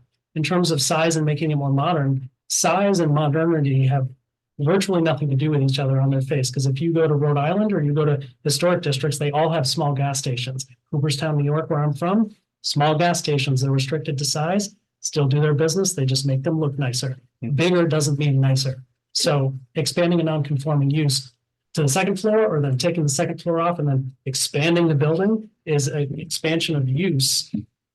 And I don't see, So I think the question, and this is. and we've already provided the opportunity, so why are we doing it again, is what I'm asking. So, I think that, I'm sorry, I think that when the disconnect is when I understood this, again, there will be this new variance, narrow variance. So it's one thing if you determine, I guess, the board feel that this is a new variance. But that's what the argument been up to this point. the argument up until this point and at the last meeting and has been the question of whether this was an area variance or a use variance. We have been leaning toward the fact that this is a use variance. We have said that. We are asked for information to help us determine and make a determination based on the fact that you are asking for the increase of a non-conforming use. And, you know, and even here, because it does say very clearly in the, you know, in what we're looking at, is that we are at a variance for extending a non-conforming use for a proposed addition. So that's, if that was noticed, that information to do that. And I believe that even the part of the code that refers to this is it's a part of the area variance. You have 2 different, I mean, that. Okay, I'm not inclined to. Actually, I'm correct. I don't think we discussed this in on another project that in our code in 27039 on non-conforming uses, section F says enlargements and extensions. No non-conforming use shall be enlarged or extended, nor shall the intensity of use be increased. It's black and white. And the 10% applies to livable residential floor area. But in this particular section of it, it's as simple as enlargements and extensions.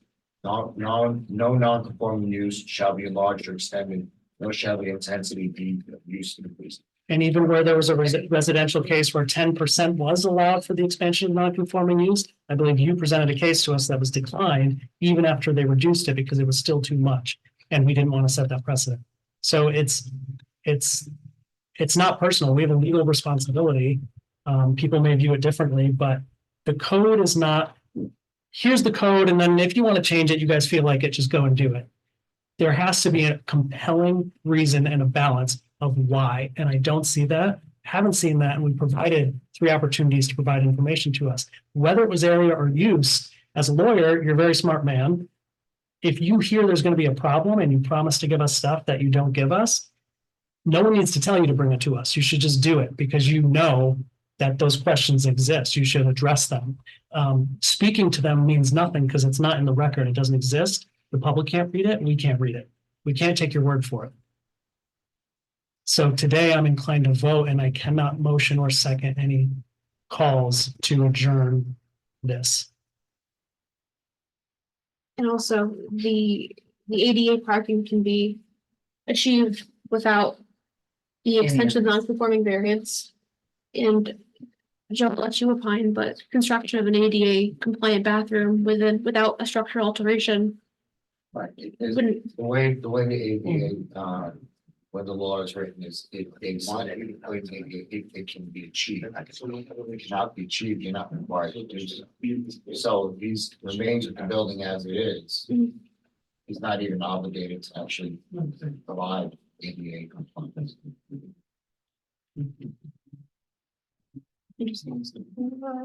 Code. So at this point, the public hearing has been adjourned. I also believe at this point there has been information that the board has requested that has not been. But we didn't open or close it today. No, we No, didn't. we It's didn't. been previously been adjourned. It's been previously been adjourned, so, I think we have to start with, opening the public hearing. We have a motion to reopen the public hearing. So moved, Kyle. Second, Brian. If there's no objection, the public hearing is now reopened. Is there anyone here to speak on this? Is there anyone on, no? I'm sole. Status. With that being said, the public hearing, I may have a motion to close the public hearing. So moved, Kyle. Second, Brian. Yes, Can we draw the vacation? you can withdraw. So With with that being said, the application is then withdrawn. We will grant the applicant the ability to withdraw the application at this time. I recommend taking a look at section 270-39. I think there'll be some helpful information in there for you if you decide to reapply under this proposal. So, I believe we have to vote on them withdrawing, right? Can I ask for a copy of what you were distributing? These I were looked at the public record. written notes for the board to consider. It wasn't an opinion. It was remarks for the board to make. I spoke to Taryn and offline because I can't go and. Well, I'm not questioning that. I Yeah. just. I had it in front of me. It's not an opinion. It's just legal advice for the board to consider. Okay. Thank you. I do believe we have to motion to allow them to withdraw. I don't, Yeah, sure.